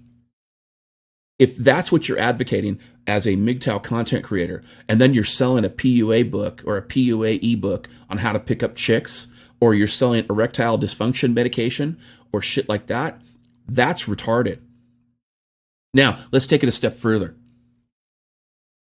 Many MGTOW content creators have been targeted on YouTube, and that's a reality. And they're being targeted even more because of the Southern Poverty Law Center. So if you're going to tell people that you're going to create some type of infrastructure, MGTOW secret project, because you want their content backed up and you don't want it lost in the ether, and then you're charging money for that, okay, that's fine if that's the best option. However, it's not. Bitchute is free. Bitchute it's torrent based and it's free, and they're more freedom of speech than YouTube. And anytime you upload to YouTube, Bitchute will back it up almost in real time. More importantly, those people who are MGTOW content creators who are concerned that YouTube is going to delete their channels, they can reach out to Keymaster today from MGTOW.com, and he will back your shit up for free. So why are these dumb motherfuckers making websites trying to shield their shit for Bitcoin when they know that this service is there for free? If their goal was to help the community, if their goal was to educate men and to empower men and to help men with self-preservation style techniques to improve their lives, then why are they financially trying to take advantage of them? Why are they trying to shill erectile dysfunction medication? Why are they trying to shill free ebooks about how to pick up and be a thirsty cuck for pussy? Okay? That's the issue. There's no beef here. There never was any beef here. What it is it's a difference in philosophy. The difference is that I refuse to support thirsty cucks. I refuse to support unethical pieces of shit who want to make money off a community through fraud or through unethical behavior. And I said this before, and I'll say it again, in case any of these fucking cockroaches come back. We can take this anywhere you want to go. There's no beef here. There is ethical behavior and unethical behavior. Now, at the end of the day, did I want anybody to go after MGTOW 101? No. But he was talking shit about me on Twitter and making false allegations against me on Twitter. And I asked him, I said, look, once I went after this Bitcoin bullshit and he decided to defend the people that were promoting this fraud, I asked him, I said, is this where you want to go? And he said, no. So I said, okay. So then they tried to push the false allegations of doxing. And again, my philosophy, false allegations get scorched earth. I gave him the opportunity to back off. He said he was going to, and then he didn't. And he started backstabbing me behind my back. And then he started acting like this collectivist cuck, where he was like, well, if you say something against Chris Cantu, then you say something against me because we're friends. And, friendship loyalty is one thing, but that's some collectivist bullshit right there, especially when your buddy is involved in a Ponzi scheme. And at the end of the day, then he turns around, and when that doesn't work, and I debunk that with my Kraut stream, and it's there if people want to watch it, then he starts making false allegations of promoting pedophilia. Knowing who I am, knowing what I went through, and knowing all the bullshit that was there. Really? I'm the motherfucker you're going to falsely accuse? Oh yeah, it's on. It's on like Donkey Kong. Absolutely, it's on. So what did I do? I didn't go after him. I didn't make any personal attacks against him. I showed the facts. I showed where he was lying. I showed where he said he had no financial connection to Chris Cantu other than buying BitConnect from him, which, by the way, BitConnect was shut down as a Ponzi scheme as well. And I said, look, he said this is the only financial connection. Then he goes on a live stream and he admits that he and Chris are living together. And then he admits in a direct message to Roseblades that he and Chris work together. Well, the beauty of the truth is that you don't have to remember what the fuck it is you said. And when you make false allegations against me, I'm going to be highly motivated to make sure that the truth gets out. And all I did with MGTOW 101 was demonstrate the truth. And there were a lot of people who didn't like it, and they wanted to basically go, oh, well, this is a beef between DDJ and MGTOW 101. No, it's not. This is a guy who is defending criminals. He was defending people who were trying to take advantage of the community. And I'll tell you, if this was a beef, when the guys came into my comment section and falsely accused him of trying to foment discord within the community, and they were trying to falsely accuse him of trying to buy out TFM's channel and trying to buy out Sandman's channel and trying to get other people to shut their channels down, I investigated that too. And I found out that these people were just making shit up, and they were trying to disparage MGTOW 101's name for something he was innocent of. And not only did I investigate it and I was able to demonstrate that he was innocent, I called these fuckers out for doing it. Because the reality is, my ethics do not allow me to falsely accuse somebody of anything without evidence. And if somebody is innocent of something, and I'm somehow connected to it, you're absolutely right. I'm going to go out and demonstrate their innocence where I can. But again, if you're guilty and you're trying to take advantage of the community, don't do it here. And don't put my name on it. You know, and there's a lot of men out there on the internet who are trying to help men. There are a lot of women out there on the internet who are trying to help men. But if you're an MRA, or, you know, you have some group or organization that you're trying to do, great. Just be that organization, do your thing, and help the men you want to help. But don't falsely label it as MGTOW. Like, it's like TFM says, you could be an MRA and be MGTOW. You can be, you know, a Democrat and be MGTOW. I don't know how, but you can. There are. In Europe, you know, you could be a socialist and be MGTOW. MGTOW is apolitical, and a lot of people bring whatever else that they have in their life to the MGTOW community as part of that. But don't act unethically and then turn around and expect anybody to do anything else about it. And the sad part about it is that I didn't want MGTOW 101's channel to go down. I didn't want Chris Cantu's channel to go down. Just because I had a problem with their ethics doesn't mean that the positive messages that they sent were bad. They helped men. MGTOW 101 brought people to the MGTOW community for education. And at the end of the day, my goal in responding to that lack of ethics was merely to educate men. It wasn't to create a rift in the community. It wasn't to create any unnecessary drama. It was to provide men what I felt was the information they need to make good decisions. Now, if somebody wants to relabel that as a beef, that's up to them. But the reality is that I liked Chris Cantu. I've spoken to him multiple times. We did multiple streams together. I liked MGTOW 101. But I don't have time for anybody who makes up lies about me. I don't have time for anybody who makes up lies about innocent people who are associated with me. And I understand TFM may not give a shit about somebody falsely accusing him of promoting pedophilia, but I do. Not only do I care about it for myself, but I care about it for him, and I care about it for Phil and anybody associated with it. You know, Lily's spoken out in support of sex dolls. Does that make her a pedophile too? That's some bullshit. And everybody knew better. That's the thing. Once you looked at the observable fact or observable reality and the verifiable facts, everybody knew the truth of what it was.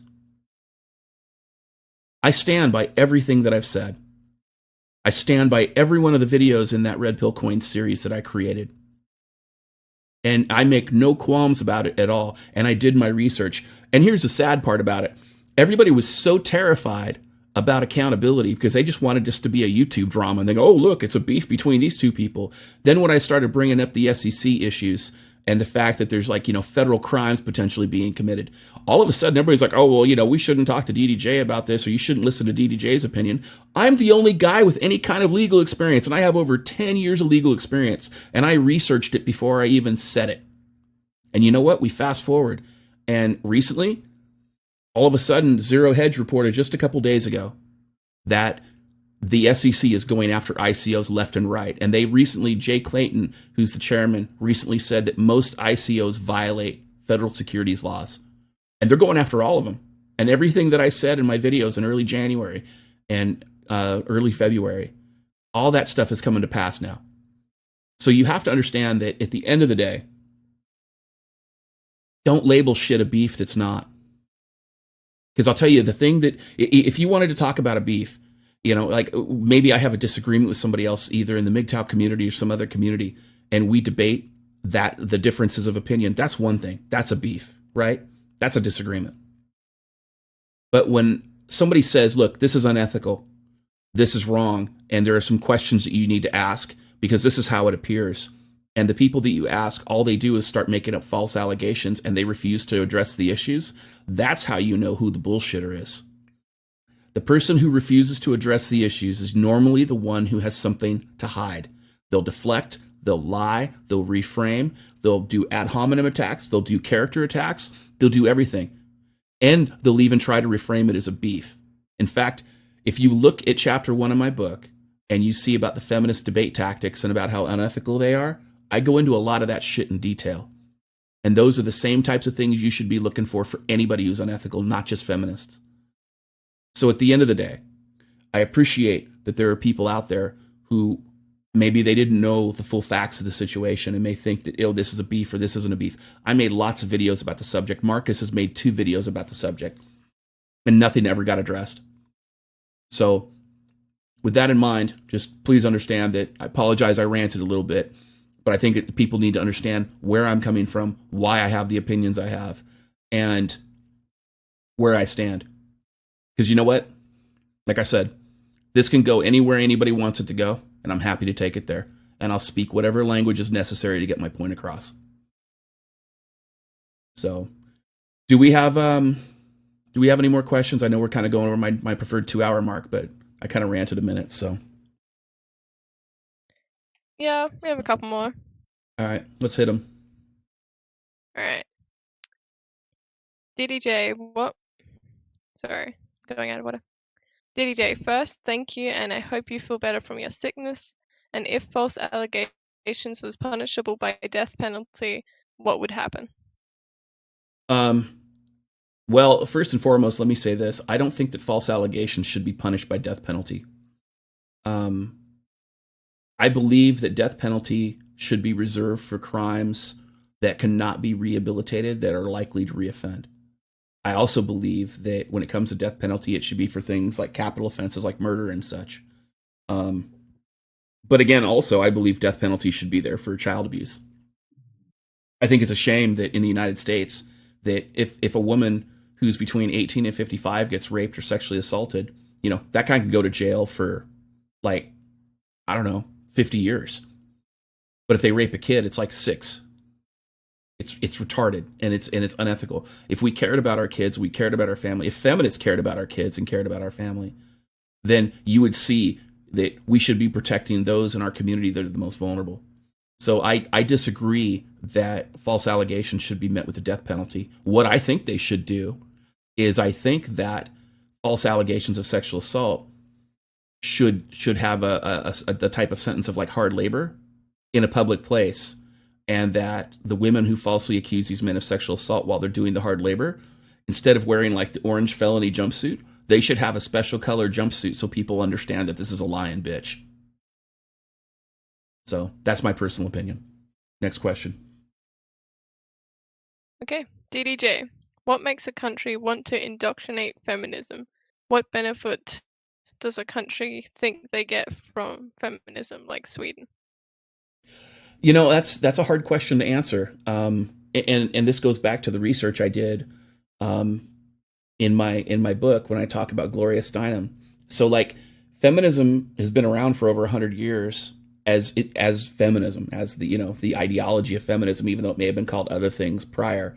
And in World War II, the Allies, when they took over Germany, they were trying to reshape German society, and they actually had feminist groups in there that were like working with the women. They were working with the German wives and the women there in an effort to keep the peace, so that because they wanted to have their thumb on the pulse of the country, and so they used feminist organizations to do it. And when the CIA recruited Gloria Steinem, it was to fight communism. It was because the communist parties in Russia and the Soviet Union, they had communist feminists, and they were deploying them to change society in Europe. And so Gloria, when she showed up with her feminist organization that was funded by the CIA in Helsinki, it was specifically there to combat communism. So the United States was hoping that they would bring in capitalist feminists to fight the communist feminists, even though the whole thing turned into a shit show. So at the end of the day, I think that really, when it comes to feminism, I think it's I don't know if it's government sponsored per se, beyond the fact, like, I don't think the government is behind it. I think it's just people taking advantage of the welfare state. And, the more amenable the welfare state, the more likely feminism is going to be in power. And I don't think that feminism really has an end game, because if you look at the hashtag Me Too situation, you know, I think feminism is desperate for relevance, because in the United States, the last feminist cause that they even had any attempt to say that was you know, or even reframe as an oppression, was dealt with in 1963 with the Equal Wage Act. So, or I should say Equal Pay Act. I'm sorry. So when it comes to that, I'm, you know, I don't think that there's a government that's like, oh yeah, we need feminism no matter what. I think there's just special interests within the government, or special interests that are trying to influence the government to do that. And I think that really the easiest way to solve it is to get rid of the welfare state. And once you get rid of the welfare state, feminism dies. Next question. That was it. All right. Well, everybody, Congratulations. thank you. I appreciate everybody tuning in today. I know it's kind of a little bit of a longer stream. Grizzly, thank you for taking the time out today and making this happen. And Lily, thank you for helping out. I appreciate it as always. Thank you for having me. I appreciate it. Yeah. And for anybody Thanks, watching this stream, thank you. Apologize for talking over you there, Lily.